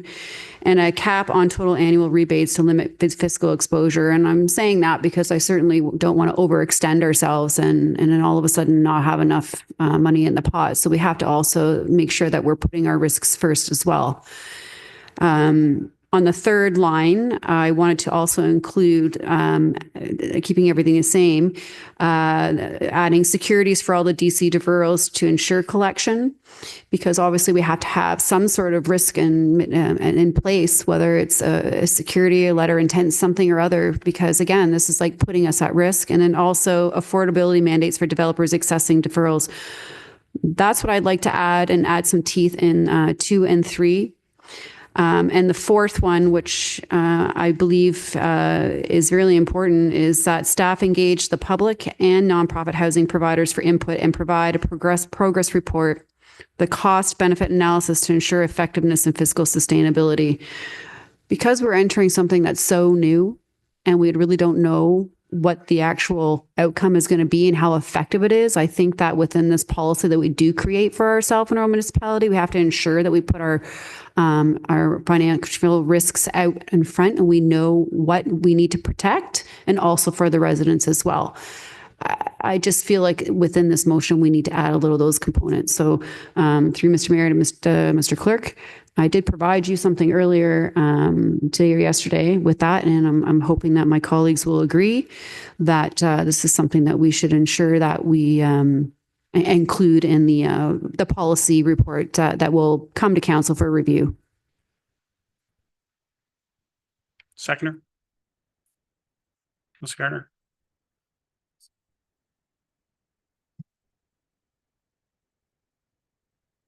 Any comments or questions to the amendment?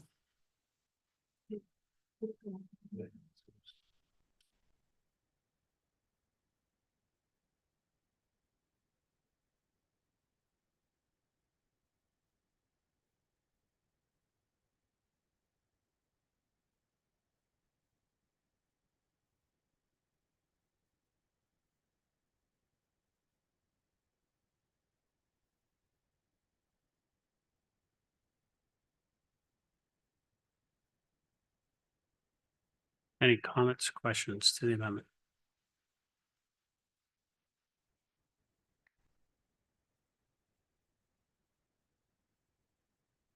Councillor Gardner? Thank you. I really appreciate the amendments. It's number 4, staff engage the public and nonprofit housing providers. I don't think there is a nonprofit housing provider except for the government. Did you have something else in mind? Okay. I'd like to find a nonprofit housing developer. Thank you. Any other comments or questions to the amendment? Councillor Kemp? Thank you, Mr. Mayor. I'm in support of all the amendments clauses I see here. Through you to, excuse me, Ms. Wainwright, Van Kessel. Realistically, in terms of number 3, the first clause, securities for LDC deferrals, I am in agreement with that, but what would those securities look like realistically? Ms. Wainwright, Van Kessel? Through you, Mr. Mayor, depending on the situation with the development, it could be one of 3 types of things. One of them could be if DCs are unpaid, it goes onto the tax account if the developer is going to be the owner operator, because then we do have leverage through tax sale process should they not be paid. In other situations, we can also look at a letter of credit agreement, or we can look at pay on demand surety bonds, which are now permissible under the Act. And we'd also have to ensure that any of this is also permissible under the DC Act to ensure that we could proceed with that. Wonderful. Thank you. Any other comments, questions to the amendment? Call a vote. All those in favor? Opposed? That carries. Back to the main motion as amended. Councillor Gilliland? Thank you. I think I'm done. Thank you. Any other comments or questions? Mr. Thompson? Thank you. Through you to Mr. Ramuno. Mr. Ramuno, on page 7 of the report, it indicates the town does not currently issue an occupancy permit. So there's a question around the trigger points for the DC collection. You'll need to update some internal processes. Is this already in the works? Where do we stand with this?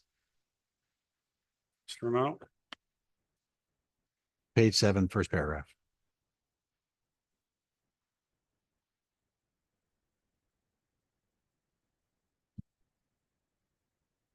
Mr. Mayor, yeah, I think I've had discussions with our CBO and other staff on this one. I think that relates to if the development charges are deferred. I think the other option is deferred to over a 18-month period or occupancy, whichever comes first. So we'll work on having those mechanisms in control to ensure that because we do issue occupancy permits as well. Yeah. Councillor? So we have those mechanisms in place to ensure that we're able to collect those deferred DC charges at whatever stage that it may happen, whether it's that 18-month period or prior to occupancy. I think I was just looking for those assurances that you've called out here an issue and that you've indicated that you need to update our internal processes. And so that's in the works already. Thank you. And then really just, and it's been raised already and stuff, just through you to Mrs. Wainwright Van Kessel. Earlier, we had talked about in terms of the DCs that we collected less than we had anticipated through our studies. Again, here it's been identified that we're projecting to get less than what we would have anticipated over the next 10 years. As we move into the budget cycle, you typically provide us with an asset management plan. We look at the 10-year capital plan. Will there be some more guidance or conversation around how we're going to address this gap? Swear, Van Kessel. Through you, Mr. Mayor. So this will affect the growth of new plan, and particularly asset management is full funded from tax and water, wastewater and user rate reserves. So development charges typically affects our growth projects. So it is affecting the ability to build growth projects because their forecast has been reduced. And a lot of that's combination, both exemptions plus delays, like that delay to occupancy is deferring time. So there may be a result in some of the projects that we thought we may have been able to proceed with without issuing debt. We may actually have to consider issuing debt in going forward. Depending on the size of the project. And that is being addressed as part of the 2026 budget and the forecast for the capital plan. Councillor. Thank you. And through you again, Mr. Mayor, is that, I think I'm looking for an opportunity to engage in council and have a conversation with respect to either some of these projects being delayed or other strategies we maybe look at. And so to me, the appropriate time is when you table that for the budget. And I'm looking for confirmation that there'll be an opportunity to have further conversations around that. Swear, Van Kessel. Through you, Mr. Mayor. So we will definitely ensure that when we have our discussion within the reserves and debt management section of the budget, that it addresses some of this because the DC revenue forecast is discussed in that section of the budget. And we'll address how it's impacted the overall capital plan as well. Great. Thank you. Any other comments or questions? All the vote, all those in favor? Opposed? Carries. 11.3. Councillor Gardner, you pulled this one. Did you want to move it? Mayor, I'd like to ask you if we could bring forward planning and development. There's a couple of, there's at least one group who's waiting. Sure. Which one? It would be 14.1, and there's another gentleman in the audience, but I don't know what they're here for.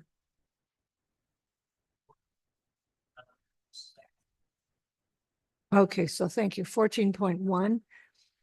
Okay, we'll move to 14.1. Councillor Gardner, you pulled this one. Did you want to move it? Yes, I do.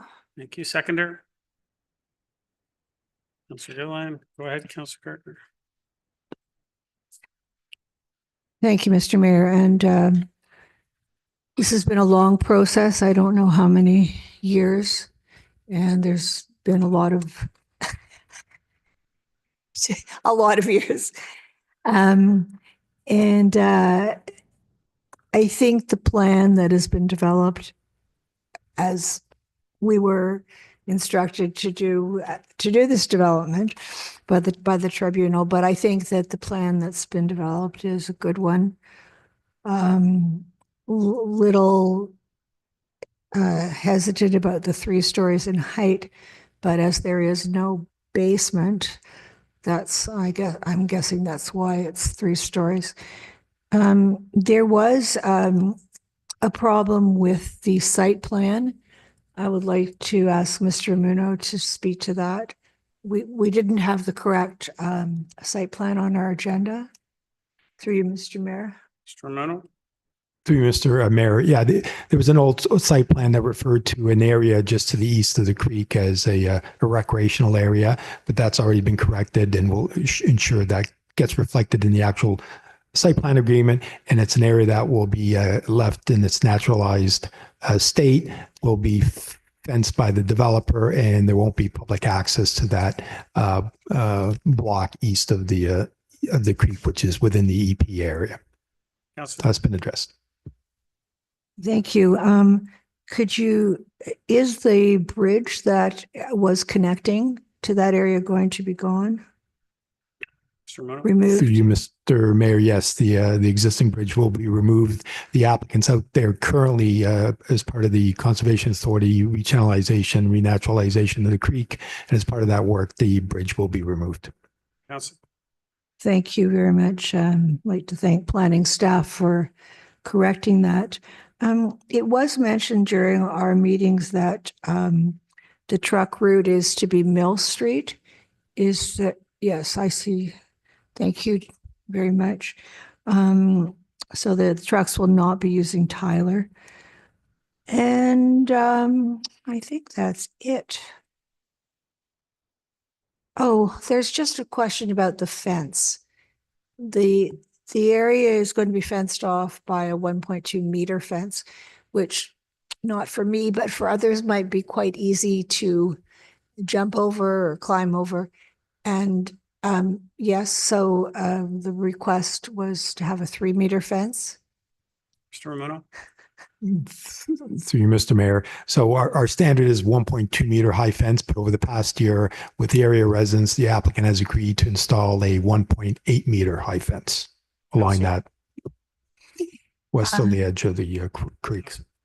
Thank you. I'd just like to say to Joanne, who has hung in there all this time. I'm sorry, I don't remember your last name, so.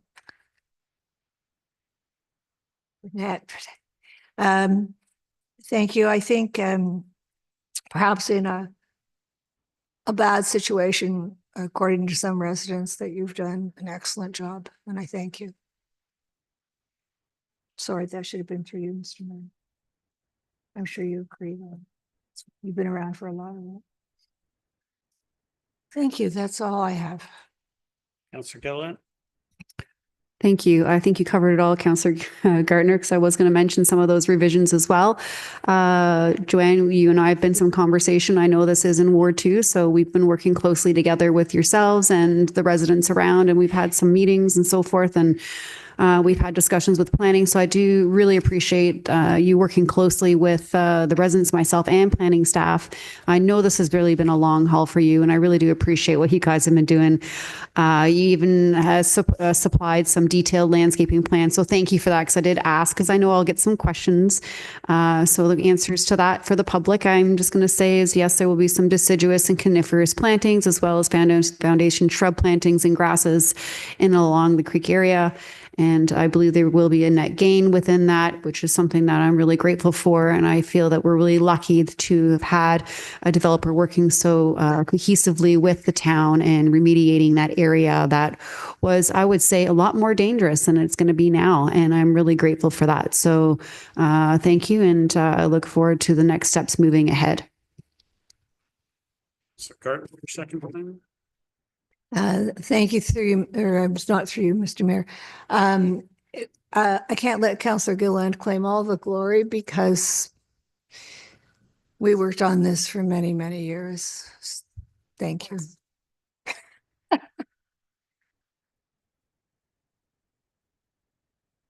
Any other comments or questions? Call the vote. All those in favor?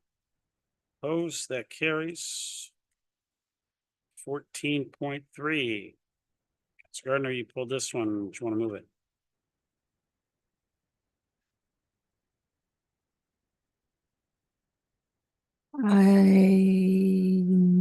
No. Someone want to move this? Councillor Gilliland, thank you. Seconder? Councillor Kim, thank you. Go ahead, Councillor Gardner. Oh, sorry, I was mixed up. 14.3. Yep. That's Old Bloomington Road. Yep. Yes, I haven't heard from any residents to complain about this, so I'm just going to say yes. Any other comments or questions? Call the vote. All those in favor? Opposed? That carries. 11.3. Councillor Gardner, you pulled this one. Did you want to move it? Yes, it's for information. Thank you. Seconder? Councillor Gilliland? Councillor Gardner, go ahead.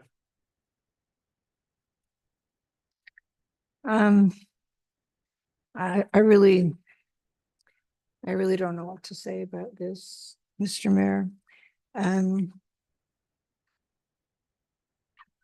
the report at one point says,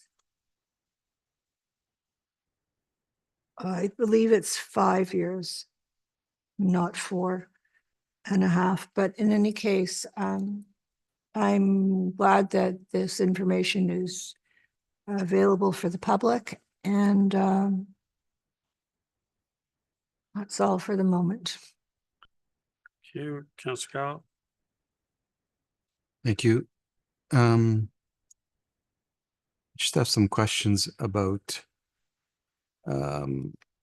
the expenses on both the Armoury and the Yonge Street property. I was trying to find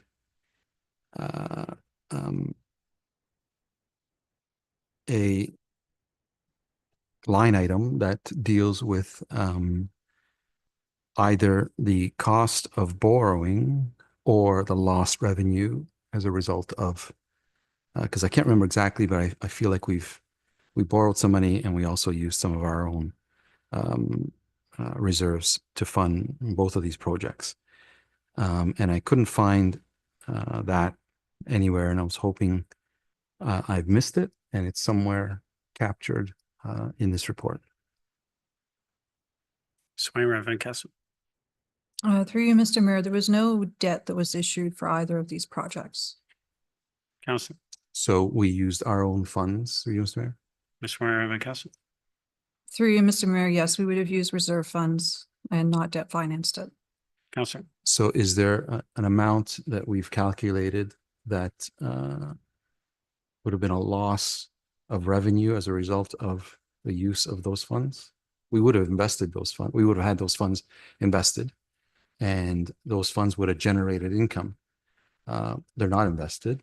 We purchased these buildings. We did all the work in the Armoury. There would have been a loss of revenue as a result, through you, Mr. Mayor.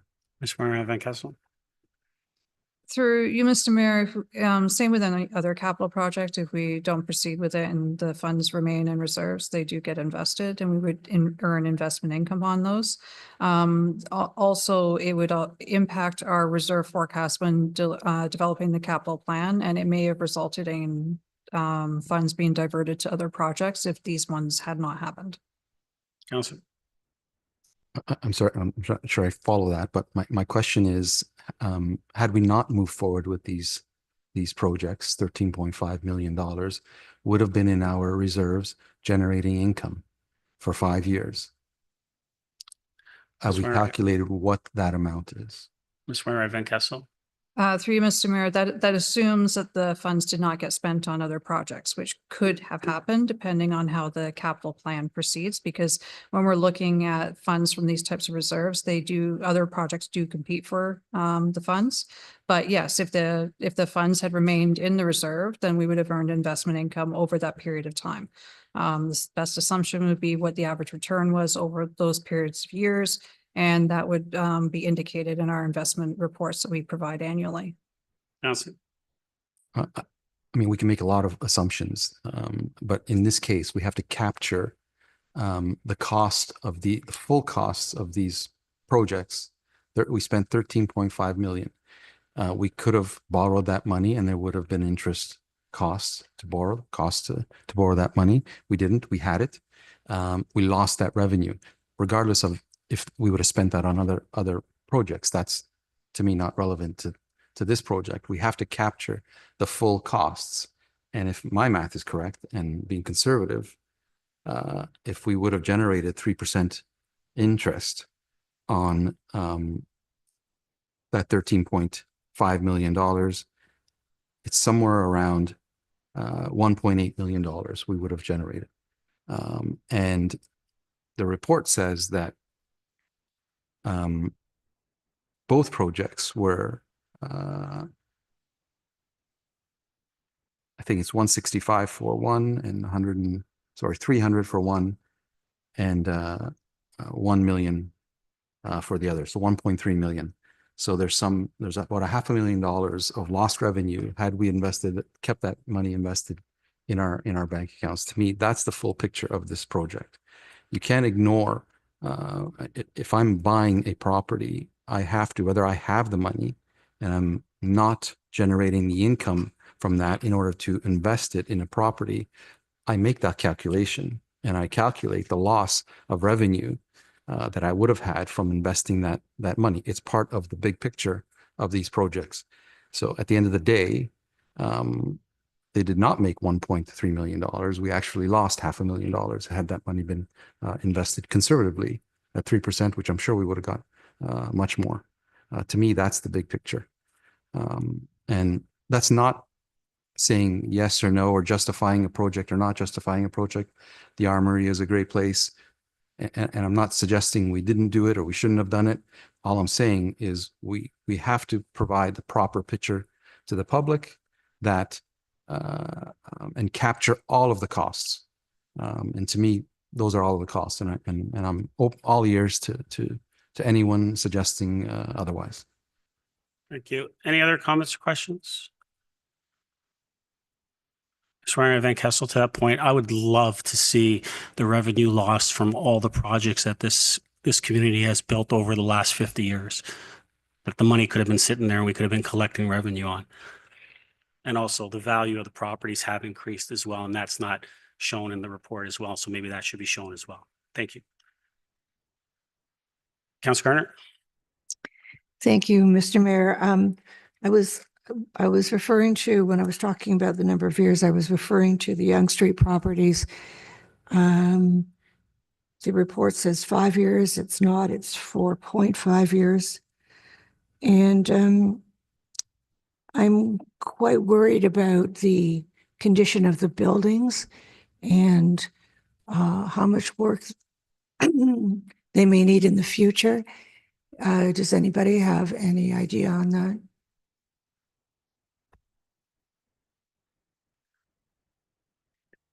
CL. Excuse me, through you, Mr. Mayor. We do have some projections on that not at my disposal. And as you know, Ms. McDougall had to leave. She wasn't feeling well. So, but we get you those answers. Councillor. Thank you. I just think that town staff is over there repairing stuff quite often. I may be wrong on that, but that's what it seems to me. Thank you. Yeah. Any other comments or questions? Councillor Gilliland. Thank you. Before I ask a question, through Mr. Mayor, Ms. DeSerio, is this report as a result of opening up closed session, like everything's open to ask a question about? I just want to make sure that I just don't want to ask a question about some of the funding. I just want to know that I can ask anything based on this report. Sarah.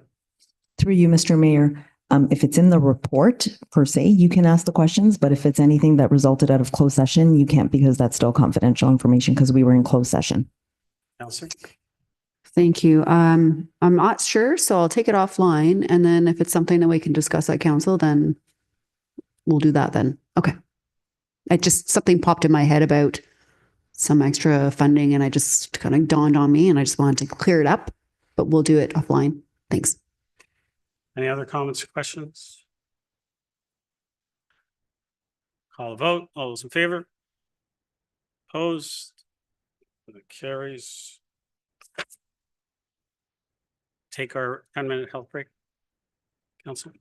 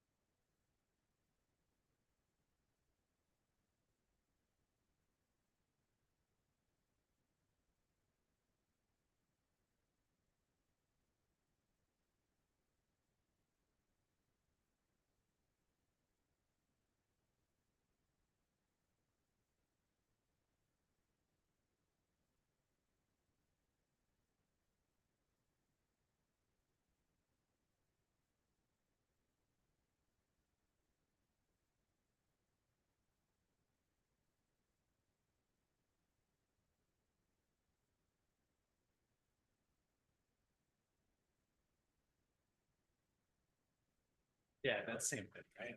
Okay.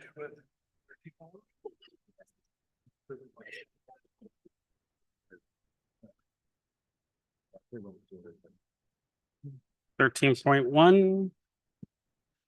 Councillor Gilliland, you pulled it.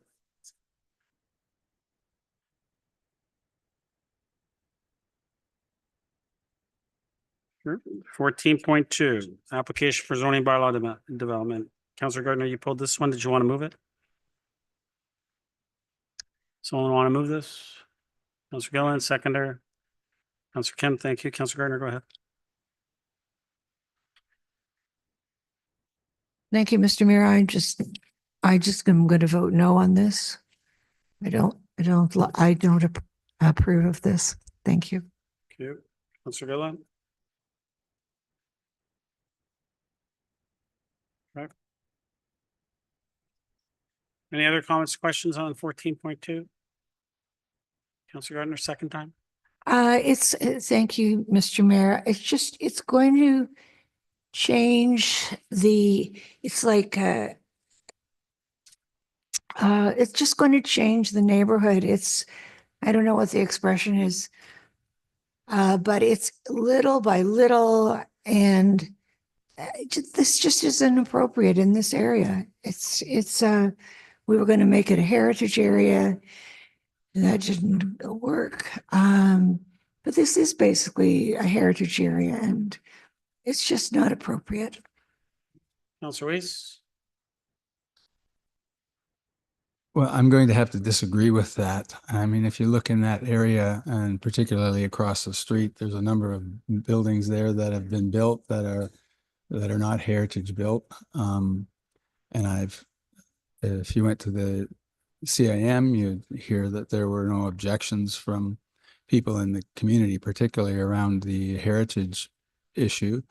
The building itself has been said by the Heritage Committee that it has no architectural value, but the land that it's on does have value just simply because of the people who had lived there before and the farm and the rest of it. So I really think that this is a reasonable use of it. It's only 4 townhouses. It's not asking for a significant amount of density. So I just disagree with your premise that this is all a heritage district and that nothing can be done about that, particularly when the building itself, if you look at it, is in need of repair and rehabilitation, and people just don't want to do that type of thing because it just doesn't make any sense to do so.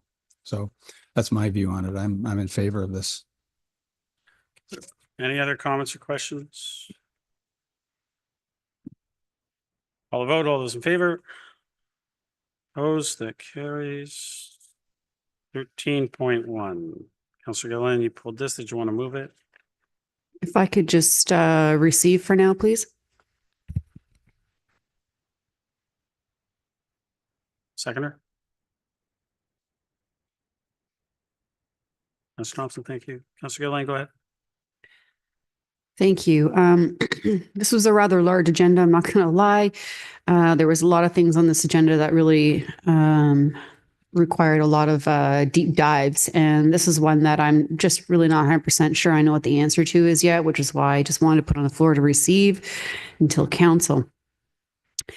There are some things that I do question with what staff is recommending, which essentially is asking the public to submit private funded snow clearing for a subsidized fee. And where I have a challenge with that is I would gather that for the cost to someone to have a private contractor come in and clear a driveway in Windrow is probably between $800 and $1,500 a driveway just in today's market. And if we were to subsidize that, it would actually put the residents in a worse economic situation. It's not a bad idea coming forward with this recommendation. I just think there's a lot more work to be done to explore that.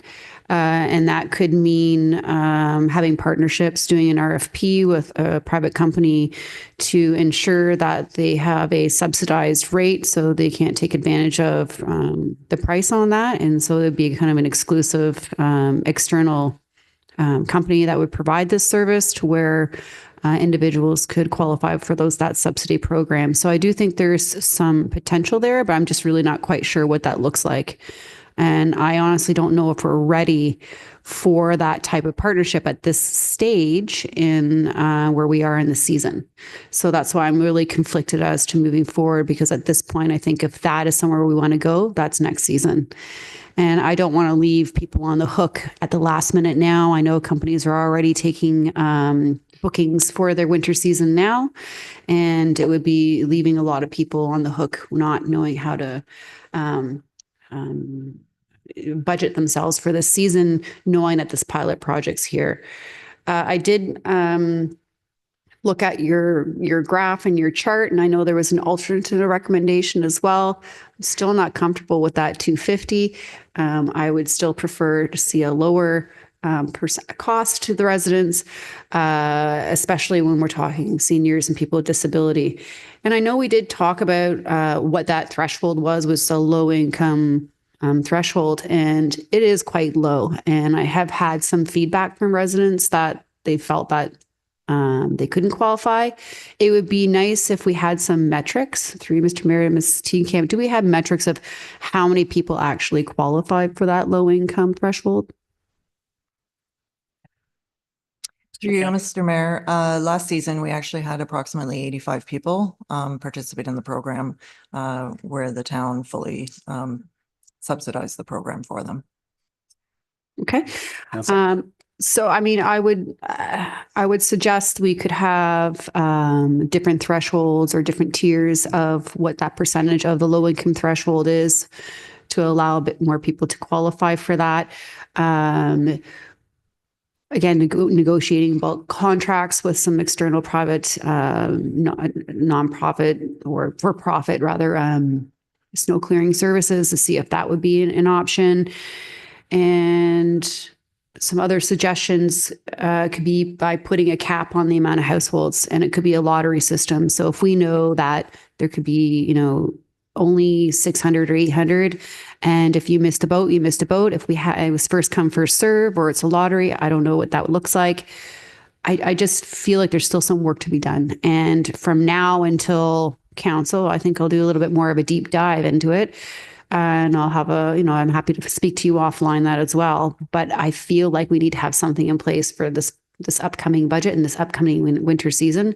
And I know for a fact I am not going to be in favor of pushing this to the public to get privatized snow clearing with a subsidy, because if that subsidy is not going to cover at least 80% of it, then it's really not worth it. Otherwise, these seniors will be paying $600-700 or more for snow clearing. So I don't think it's the answer. But I'm really happy that you did bring that perspective forward, but I think there's just a little bit more to discuss. Councillor Weiss. So I agree partially with Councillor Gilliland on this, because it does have an opportunity through subsidization to be abused. And as long as it is capped, or there's some methods to keep that abuse from happening, I'm interested in this being revenue neutral from a tax perspective. I don't know why a lot of our taxpayers who take care of their homes and maintain their homes correctly should be on the hook for other people, unless they are disabled and can prove that, and they are financially disabled and can prove that. So my question to you is, what have we used as a low income threshold in the previous year? Can you expand on that? Steenkamp. Through you. So we used the government's, the provincial government's threshold for what is classified as low income.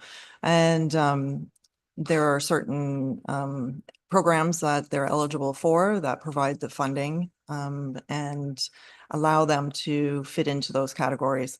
And those are the the programs that we asked for confirmation from them that they are enrolled in them and getting funding from those. I think the exact low income is in around that $25,000 range. I don't know exact. I don't have that number with me right now, but that's it's fairly low.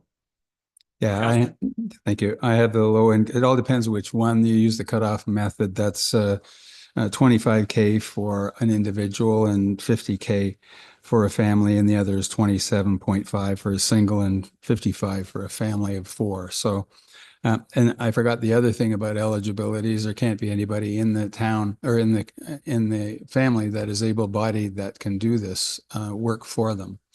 So some of the complaints or the questions that I get is that the eligibility is not being monitored correctly. I mean, I believe that you do a diligent job about doing that. And so publicly, I just want you to be able to say, yes, we're very diligent on making sure that only those people who are eligible through their disability, their age, or their financial instability are being included into this program. So through you, Mayor, I just want to hear from Mrs. Steenkamp. Ms. Steenkamp. So through you, Mr. Mayor, certainly, I mean, we do our due diligence. We have the residents actually fill out an application form. They sign a waiver saying that everything within the form is truthful. We ask for, as I said, this documentation if for eligibility for low income. And we just hope that people are not trying to abuse it. I mean, certainly we've heard ourselves that potentially from a neighbor saying that somebody in that household is younger or lives within that.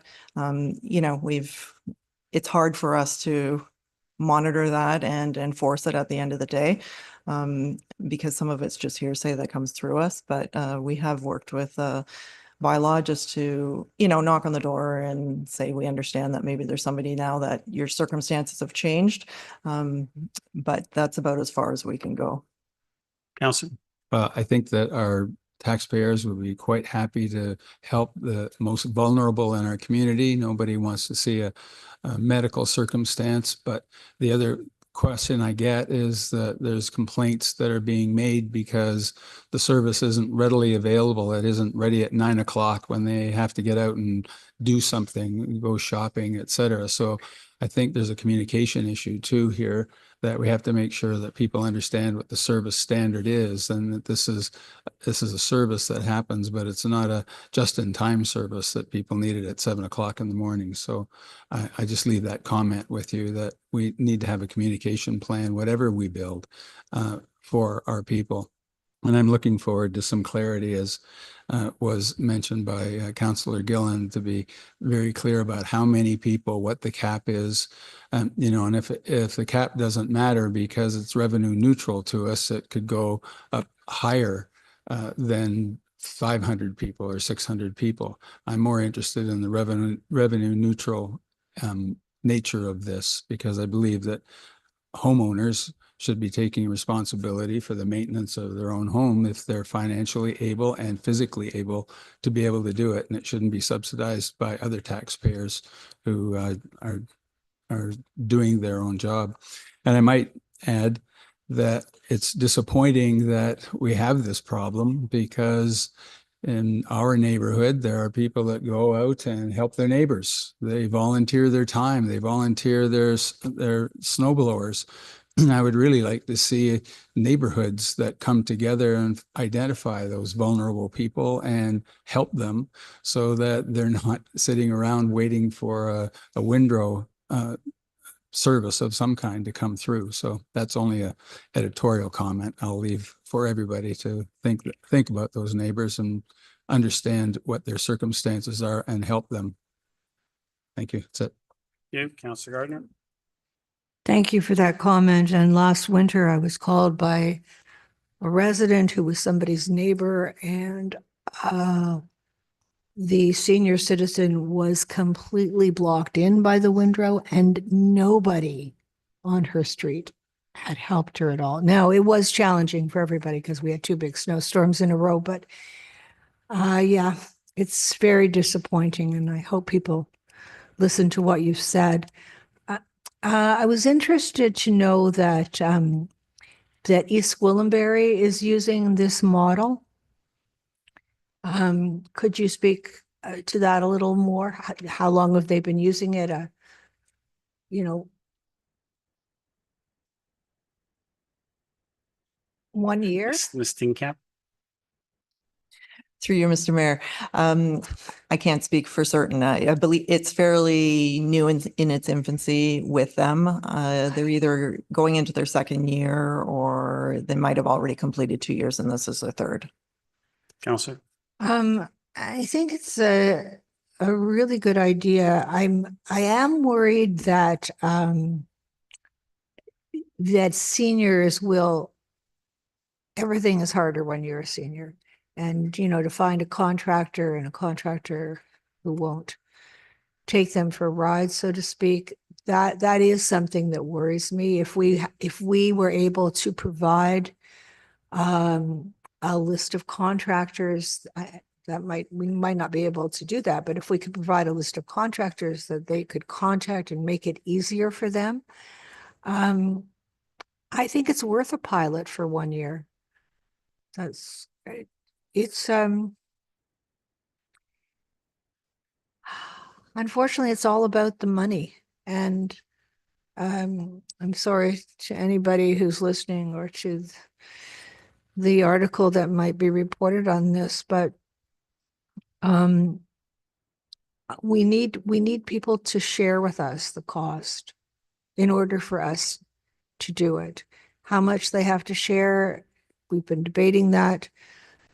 But I wouldn't mind trying this model and see if it works. Thank you. You. Any other comments or questions? Councillor Gilliland, second time. Councillor Gallo. Councillor Gallo, go ahead. Thank you. I don't have any issues moving forward with the pilot program, but I'm with Councillor Weiss in terms of full cost recovery. And I'm not entirely sure. I know we only have to receive on the floor, but the second recommendation that's in the report, at least, through you, Mr. Mayor, to staff, whether or not that is indicating a cost recovery. I'm not entirely sure what that second point recommendation is referring to in the report, which table or. Ms. Steenkamp? So the second recommendation is for a subsidized program. Would be that the resident goes out, secures a contractor, has the service provided, and then provides us with an invoice certifying that they'd used a contractor for the service. And then we would provide them with $150 subsidy towards that cost. Mm-hmm. Councillor? Yeah, I'm not in support of that. I'm happy to move forward with, I think it's table number 3. I think it's $250, and maybe if there's more people, that table number 2 would work, and maybe we establish a fixed, like someone else had said, a fixed number that we know we can have cost recovery, and once we reach that, that's it. But to me, I would be in favor of moving forward only if it's a full cost recovery. Councillor Gilliland, second time. Thank you. I wish we had this all sorted out beforehand, before the winter season is approaching us this quickly, because perhaps we would come to a consensus on this. I did find my notes, earlier, but I really wanted to talk about whether or not we are looking at sourcing this out to private enterprises. That other towns, what they've done is that they negotiated bulk pricing. So for instance, some municipalities, they would pre-qualify a vendor and you'd secure 800 driveways for $300 to $500, whatever that be. And then that way we're subsidizing something that's a lot less, but then it's contracted specifically to this private enterprise. And I think that's somewhere where we can actually maybe make this work. As far as the low income thresholds, Councillor Weiss, you are correct, is very low, the 25%. So what I was suggesting, if it was tiered or so forth, is by bumping up that low income threshold up to something a bit more realistic, whatever that looks like. Could be 150%. Not really sure what that would be. but this would catch a lot of those seniors in that fixed income bucket that wouldn't be able to afford it. So again, like I said, I think there's more work to do. They do this in Cambridge, Pickering. There's some examples in Hamilton and Mississauga as well. I think that we can look at with both of those things that I'm talking about, with the negotiated bulk contracts and then the threshold income as well. I think that there's room to look at that. And if we have to use the tax stabilization fund just in order to get through this season, I would be happy to continue on and then make sure that we're actually putting this together properly for next year for what we want. Because I feel like, again, we're kind of making a decision at the last minute. I don't know what that looks like, but through Mr. Mayor to Ms. Teenkamp, that alternate recommendation, I thought that 250 was the residents paying 250 to have the Windrow cleared. You're saying it's not, or it is? Ms. Teenkamp? Through you, Mr. Mayor. So the 250 in the alternative recommendation is part of table 3, as Mr. Gallo referred to. Yeah. So that would give us a full cost recovery. Now if we were to consider a financial assistance program, like we've been discussing, for us to go out and secure a contractor, vet them and things, we'd need some time to do that. Exactly. So I would, my recommendation or my suggestion now would be for council to consider either increasing the cost for the program as it currently exists, or proceeding as status quo as last year, performing it maybe with just a higher cost to have it a little more cost neutral. And then we could work on vetting contractors and bringing a more thorough, wholesome report about maybe some of these other programs and initiatives at the end of the season next year. So in early 2026. And then we'd be prepared in a position to launch that wholesomely in the fall then.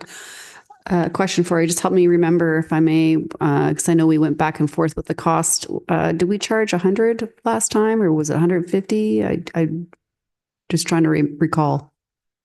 I think it was 100, Councillor, but Ms. Teenkamp? Yeah, through you, Mr. Mayor, it was $100. Okay, thank you.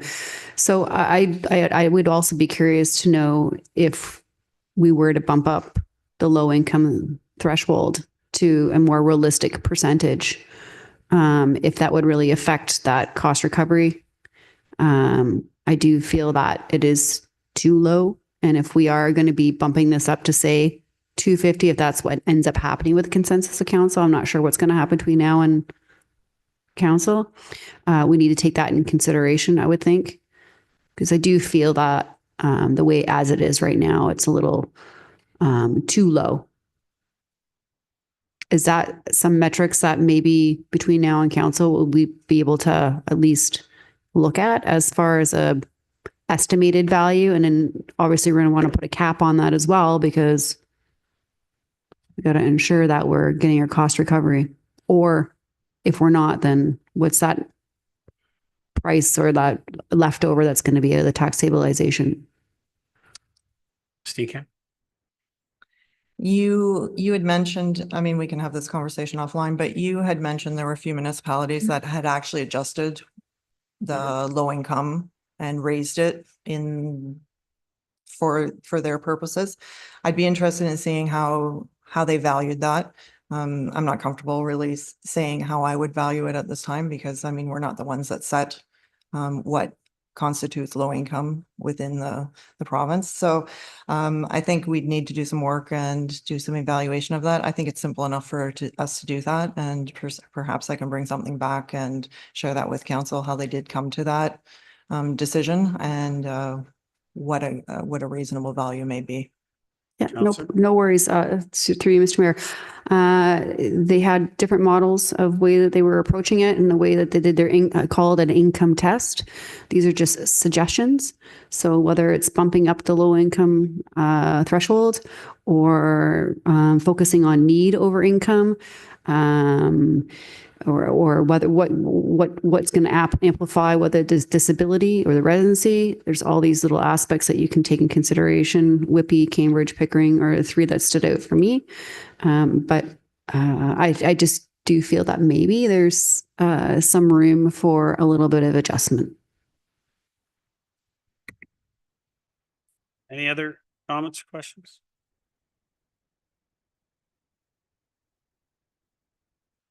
Call the vote. All those in favor?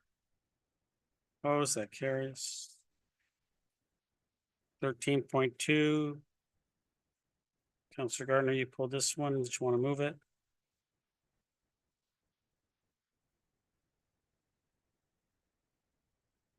I have no idea what it is even. 13.2, did you say? Yeah, you pulled it. Oh, there. Yes, the Beavers. I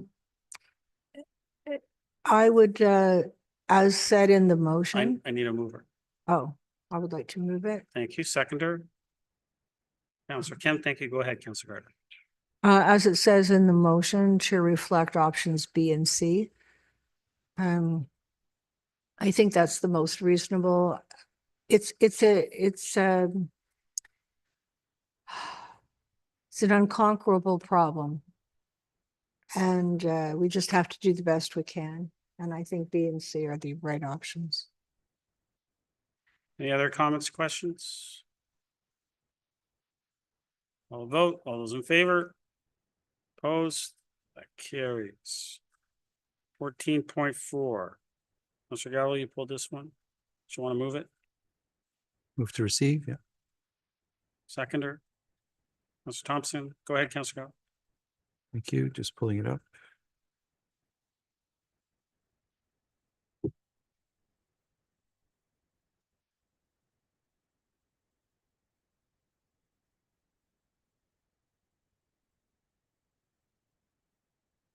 Thank you.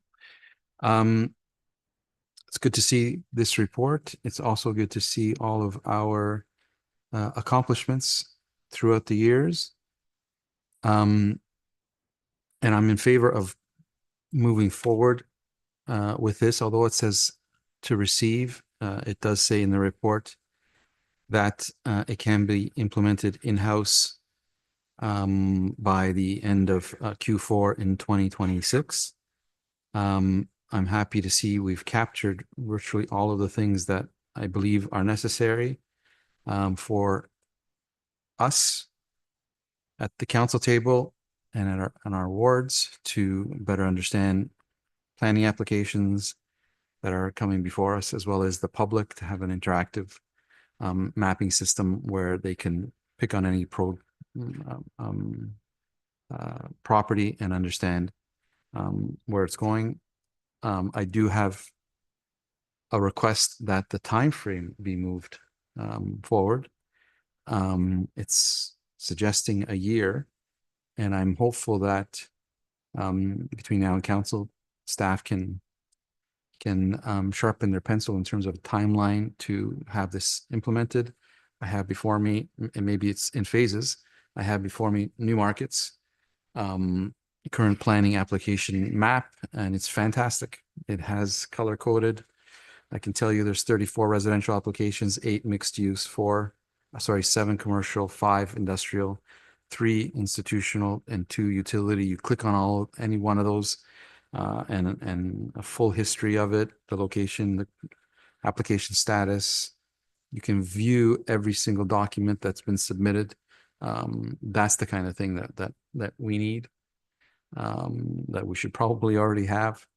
And I'm hopeful that we don't have to wait a year, especially if we're doing it in-house, to be able to accomplish this. So I'll leave it up to staff between now and council to see whether or not this can be implemented quicker than a year. Councillor Gardner? To say that I fully support this, and I thank Councillor Gallo for the motion that engendered this report. Any other comments, questions? Councillor Kemp? Mayor, I'm in support of the motion, and through you, Mr. Mayor, to Mr. Ramuno.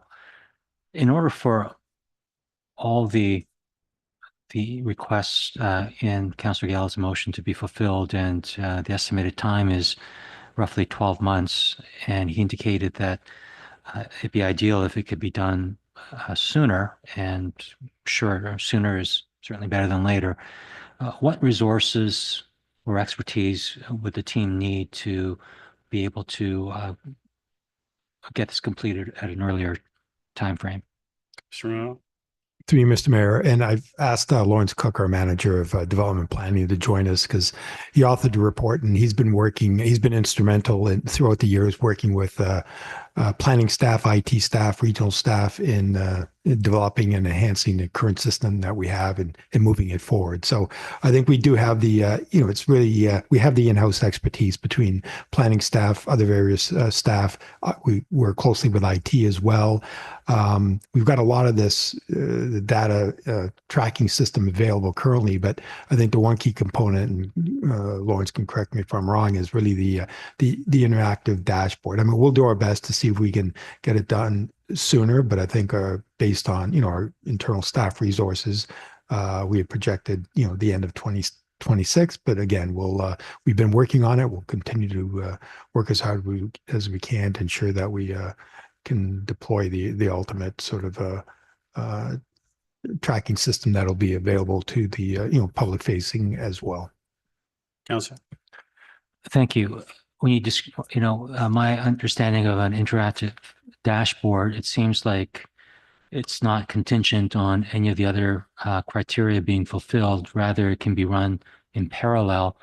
So I'm not a tech expert, so that kind of leads me to think that if it can be done in parallel, it's just a matter of having more resources to get the more expedient timeline or completion date. Am I wrong in that assumption? To you, Mr. Mayor? To you, Mr. Mayor. And if I can ask Lawrence to come down as well, he may be able to fill in some of the details. I think it's really just a question of staff resources at this point. Lawrence and his team working closely with IT staff, but Lawrence can add. Councillor. Oh, Lawrence. So yeah, through you, Mr. Mayor. We do have expertise in-house to work on this, and in consultation with our IT department, it's things could be done in different stages. So yeah, there are opportunities to look at a different timeline. A lot of the unknowns currently is just working with our existing vendors about additional consultation on how we upgrade what we currently have. As you can see in the report, we've done many things. So they're not starting from nothing. It's a matter of how do we use all the tools we currently have and tie them into one interactive system rather than having users go various sources for information. So we're not really inventing the information. Through the implementation of CityView, we currently actually have all the necessary data that's available today.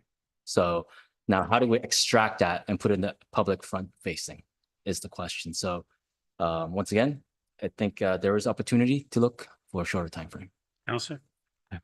So thank you. Any other comments or questions? Call the vote. All those in favor? Opposed? That carries. Thank you, Lawrence. 15.1, Councillor Gilliland, do you want to move your motion? Yes, please. Seconder. Councillor Weiss, Councillor Gilliland, go ahead. Thank you. I think it's a pretty self-explanatory motion. I have seen it going around as well within other municipalities, and I saw this little hit home for me. Mr. Mayor and colleagues, as we do approach this next election, it's crucial that we uphold respect in all our interactions. The Elect Respect campaign serves as a reminder that a healthy democracy thrives when everyone feels safe, valued, and heard. Let us commit to fostering a culture of civility and inclusivity, not just among ourselves, but also towards all members of the public and other candidates. This way, we can ensure a more positive and constructive political environment for everyone. And I think it's very timely. And I really hope that everybody will support this, and hopefully we will all lead by example. Thank you. Thank you. Any other comments or questions?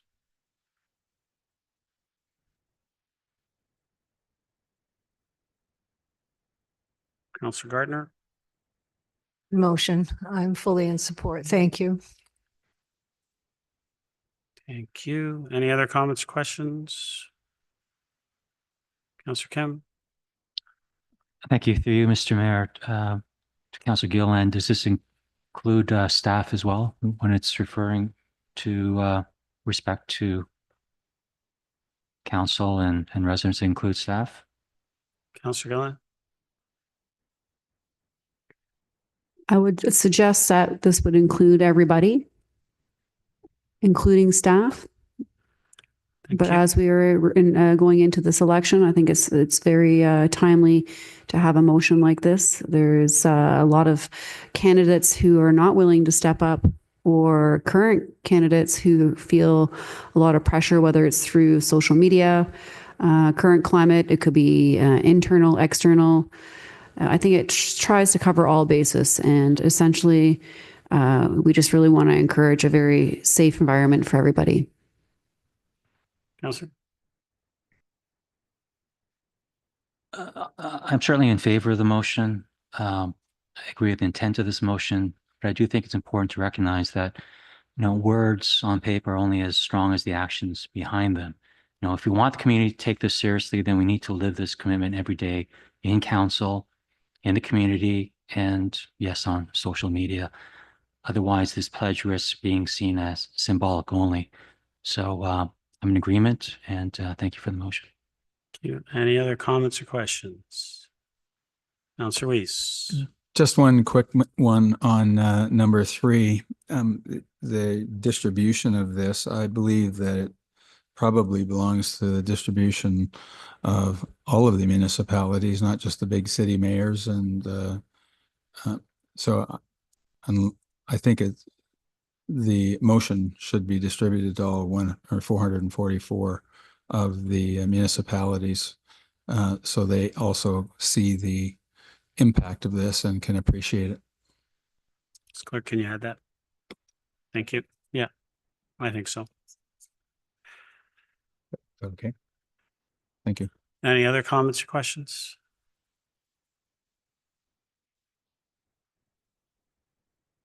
I'm supported. I'd like to thank actually Mayor Marianne Mead Ward from Burlington, because I know she started this campaign.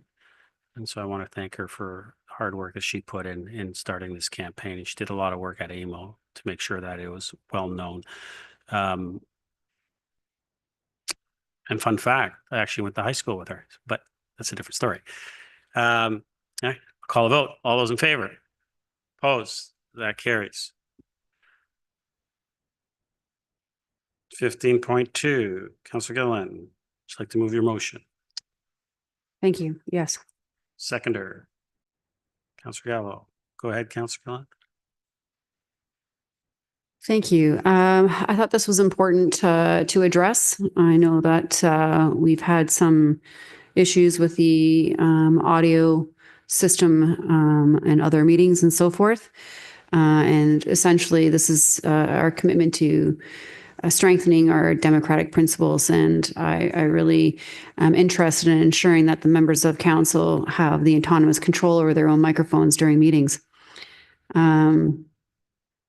The change that I am actually proposing is rooted in respect for the democratic process and participation, and ensuring that all councillors can be heard clearly without any delays. I know that has happened in the past, and in fact, it did happen tonight with Councillor Gardner speaking when your mic was off, and I asked you to repeat, because there are people online that aren't here. That a lot of people do watch now that since COVID. The one, I guess, positive thing is that now we have a lot more online viewers and meetings and so forth. And so you don't get the same context online, and often the public's very perplexed sometimes when we're having discussions and mics are on and off, and it could be unintentional, but at the same time, I feel that this is something that we should do.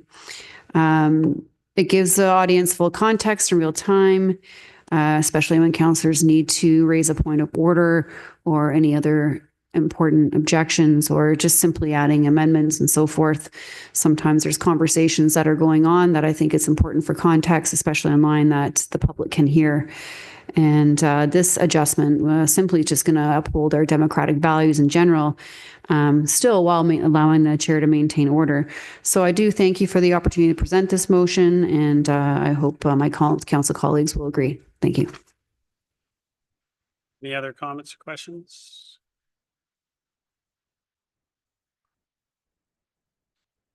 Councillor Kim? Thank you, Mr. Mayor. While I appreciate the intent of the motion, I'll not be supporting it in its current form. Like our current system where the chair controls the microphones, it's an important part of maintaining order and decorum. The Municipal Act requires us to have a procedure bylaw, and that bylaw vests the chair with the responsibility to manage debate and recognize speakers. So if we move to autonomous microphones, we risk undermining the chair's ability to maintain control of the meeting and enforce the rules consistently.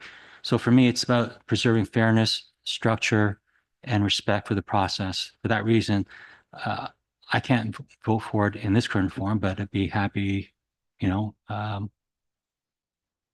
a slight amendment. But I'll wait for any others to respond, and I'll offer my amendment at a later time. Any other comments or questions? So Gilliland, second time.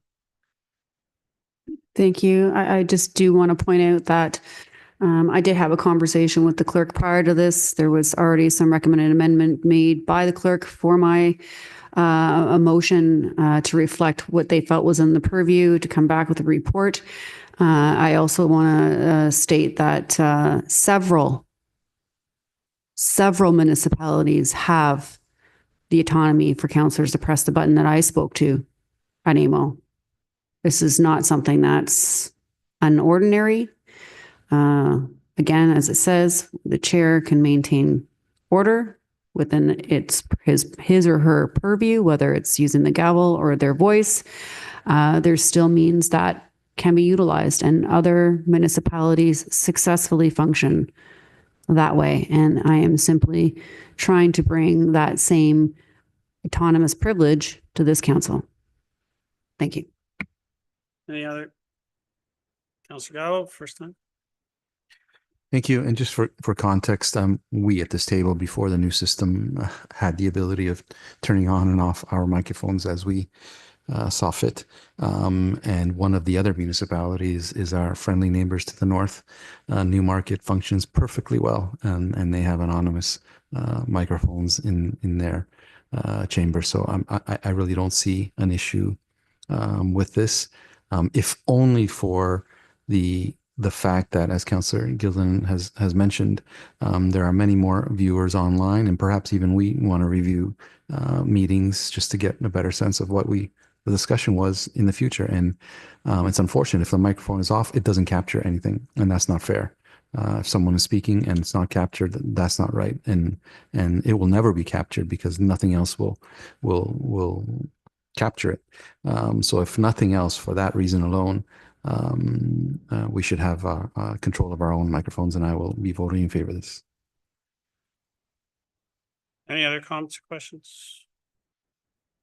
Councillor Kim, second time.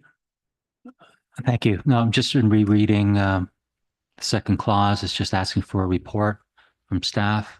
So I'm open to reading the report and staff's investigation, so I'll be in favor. Any other comments or questions? Call the vote. All those in favor? Opposed? That carries. 15.3, Councillor Gilliland, did you want to move your motion? Yes, thank you. Seconder. Councillor Weiss. Go ahead, Councillor Gilliland. Thank you very much. I did prepare some words about this, just kind of close to my heart. Mayor, colleagues, as we continue our commitment to the environmental stewardship and cultural preservation, I'm thrilled to present this motion to protect and commemorate Aurora's oldest trees. My journey began when I first learned about the oldest tree in Lambert Wilson Park from Al Downey, who used to be at the town of Aurora, who just recently retired. And that sparked my passion for this initiative.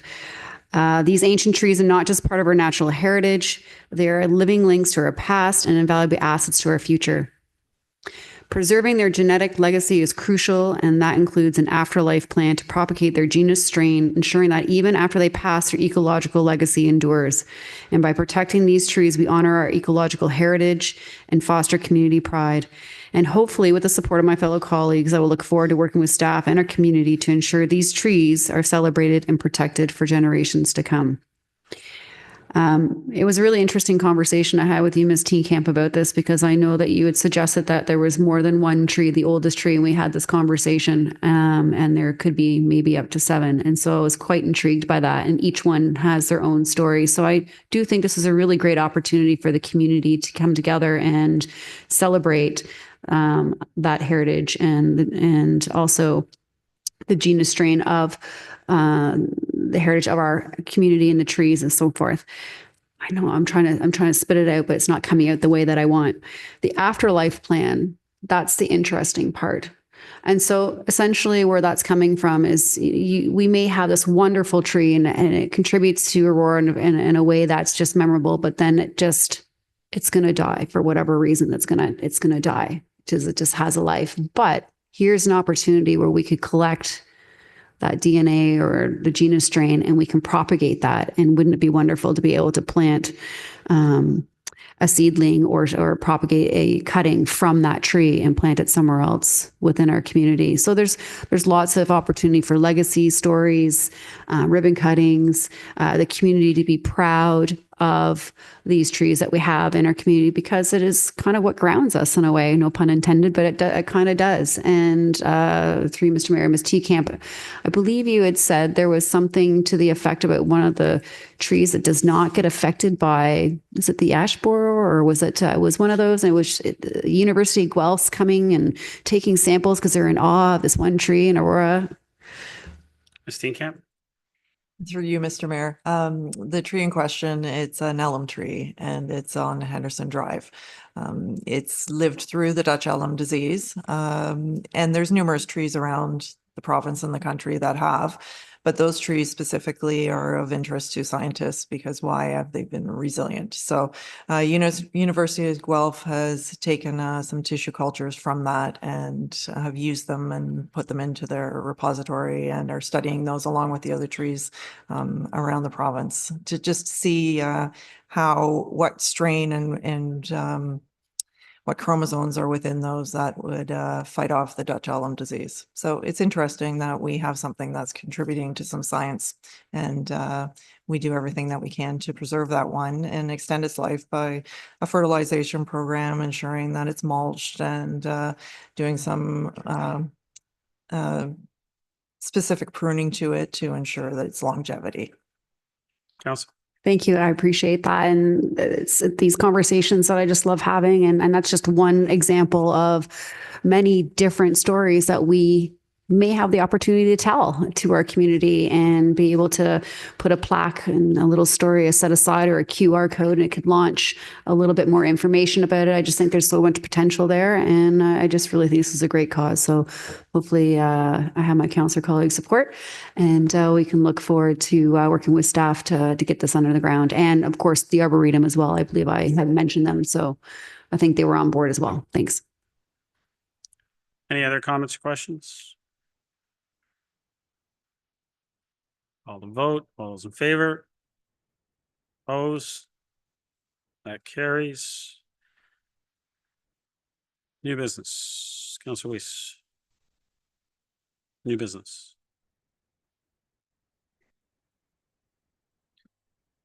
Again, going back to the issue that I brought up forward before was the need for a noise bylaw for the cultural district. So I'll see if I can bring forward a motion that will ask for a report on how we can protect the residents in that area for all sorts of ambient noise that keeps them awake at night and disturbs the quality of life. So that's the only new business I'd like to bring forward. Thank you. Councillor Gilliland? No? Nope. Okay, sorry. Councillor Gardner? Thank you. I have a couple of thank yous to Mr. Ramuno. I got your attention. One is for help with the construction on Fairway. And I don't know, I believe she was a bylaw, Karen in bylaw. Actually, a fine of $450 was issued to the contractor or the resident of the house because they hadn't got a permit to put gravel on the road. And I'm really glad that happened. It's dangerous and we need the money. So if you could pass that on for watching out for things, not just having them complaint driven, but you know, if bylaws driving around and they can see something like that. Also, you saved the day on Murray, I believe it was, when Geranium was doing some work without a flag person, and one of our residents and his dog very nearly got run over.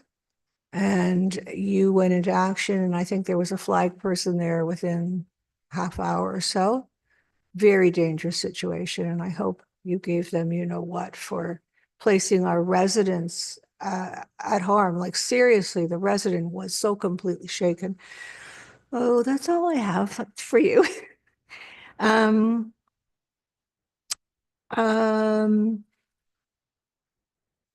Yep, that's all for this part. Thank you. You, Ms. Thompson, Ms. Gallo, Councillor Kemp, public service announcements. Councillor Gallo.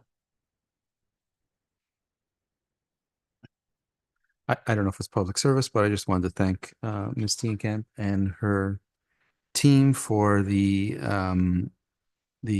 fountain at the Queen's Diamond Jubilee Park. While it took a while, it was worth the wait. It's a great addition to our neighborhood and community. So thank you for that. Ms. Thompson, Ms. Gardner.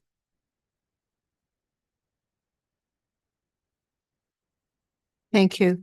A question from many residents. Now that the beer stores are closing, where are they supposed to take their empties? Who wants that? What? I mean, I believe there's a beer store still open on Bayview. But I think that the province is working through what's going to happen with returns with and where they're going to go and how that's going to work. So thank you. Steo, you want to add to that? So, Mr. Mayor, the only thing I'd add is that the provincial government is negotiating with the grocery industry. Yeah. There was a deadline for groceries that offered wine and beer that by a certain point in time, they would also have to offer the recycling services, but that's in negotiation because some of the grocery stores don't feel they make enough on those sales to justify the expense of doing the collection. So I think it's a system that's being developed as we speak. Yeah. So at this point, they can Good. still return on beer store, which is open on Bayview. On Bayview. Yes, Not good for my area of town. I get that. Thank you. Or even your area of town.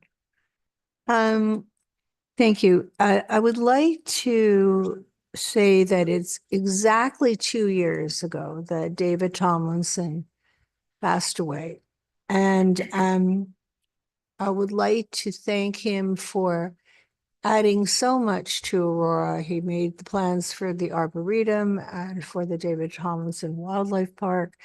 And he fought so many battles, including at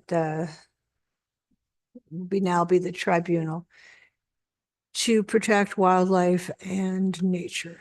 And as I might have said in this chamber, but I think it bears repeating, when we talked about the development on near the Mackenzie Marsh, I actually got a call on my phone from David Tomlinson, who was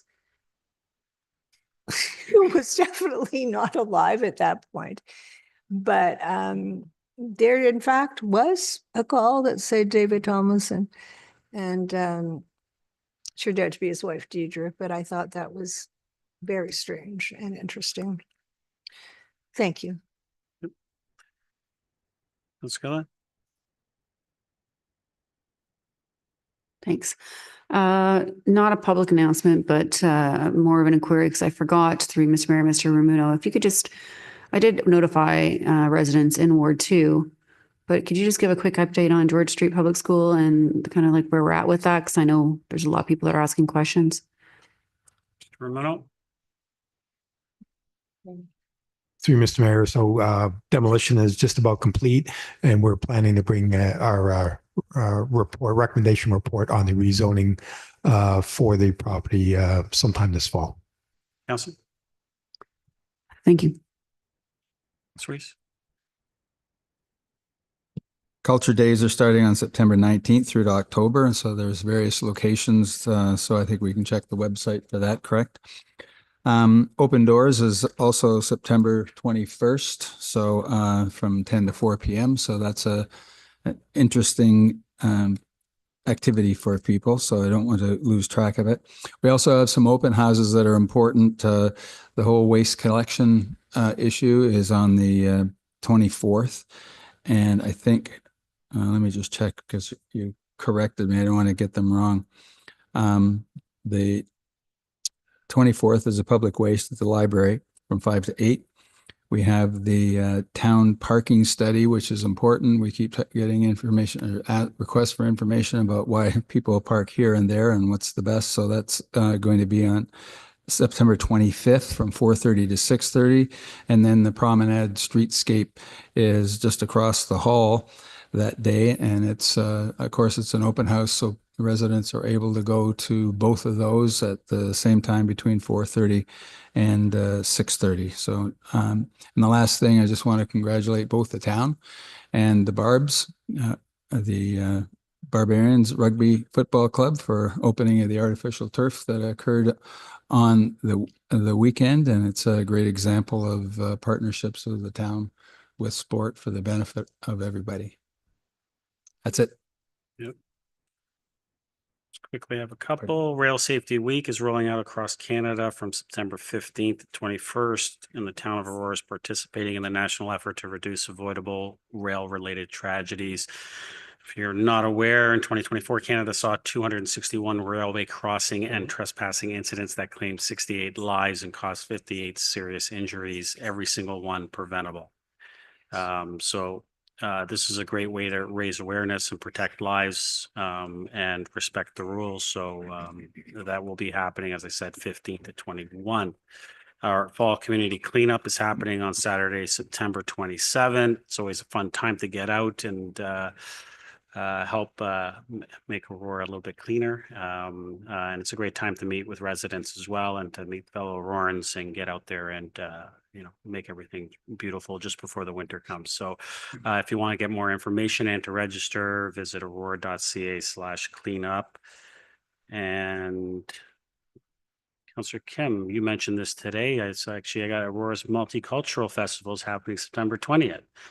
And so opportunity for us to celebrate diversity and come together as a community, and you can experience how other cultures celebrate song and dance with a fully packed entertainment lineup. The morning festivities are at Aurora Town Park, and then we move to Aurora Town Square for the afternoon. So for more details, visit aurora.ca/multicultural festival. And join us at Town Square on September 30th for National Day for Truth and Reconciliation, starting at 5:30 p.m. in the Metropolis Platia Outdoor Square. This evening will bring the community together to honor the children who never came home, support survivors and their families, and reflect on the legacy of residential schools. Led by Indigenous elders and artists, the gathering includes a sacred fire ceremony and spoken word. Families are welcome, and you can learn more at aurora.ca, truth and reconciliation. And I just want to add to that point about the Barbs and the field. It's incredible the amount of investments the community is making and a lot of positive growth. So I want to thank everyone. Councillor Gardner, did you have something? I did, Mr. Mayor. We have a staff, Andrew Slates, I believe it is. He's qualified for the AORS Provincial Safety Truck Rodeo. So I don't know if anybody wants to go out and see that and support him, but that's very good news. Thank you. That I'll ask for a motion for adjournment. Mover. Councillor Gallo, Councillor Thompson, all those in favor? Opposed? That carries. We are adjourned. Thank you, everyone.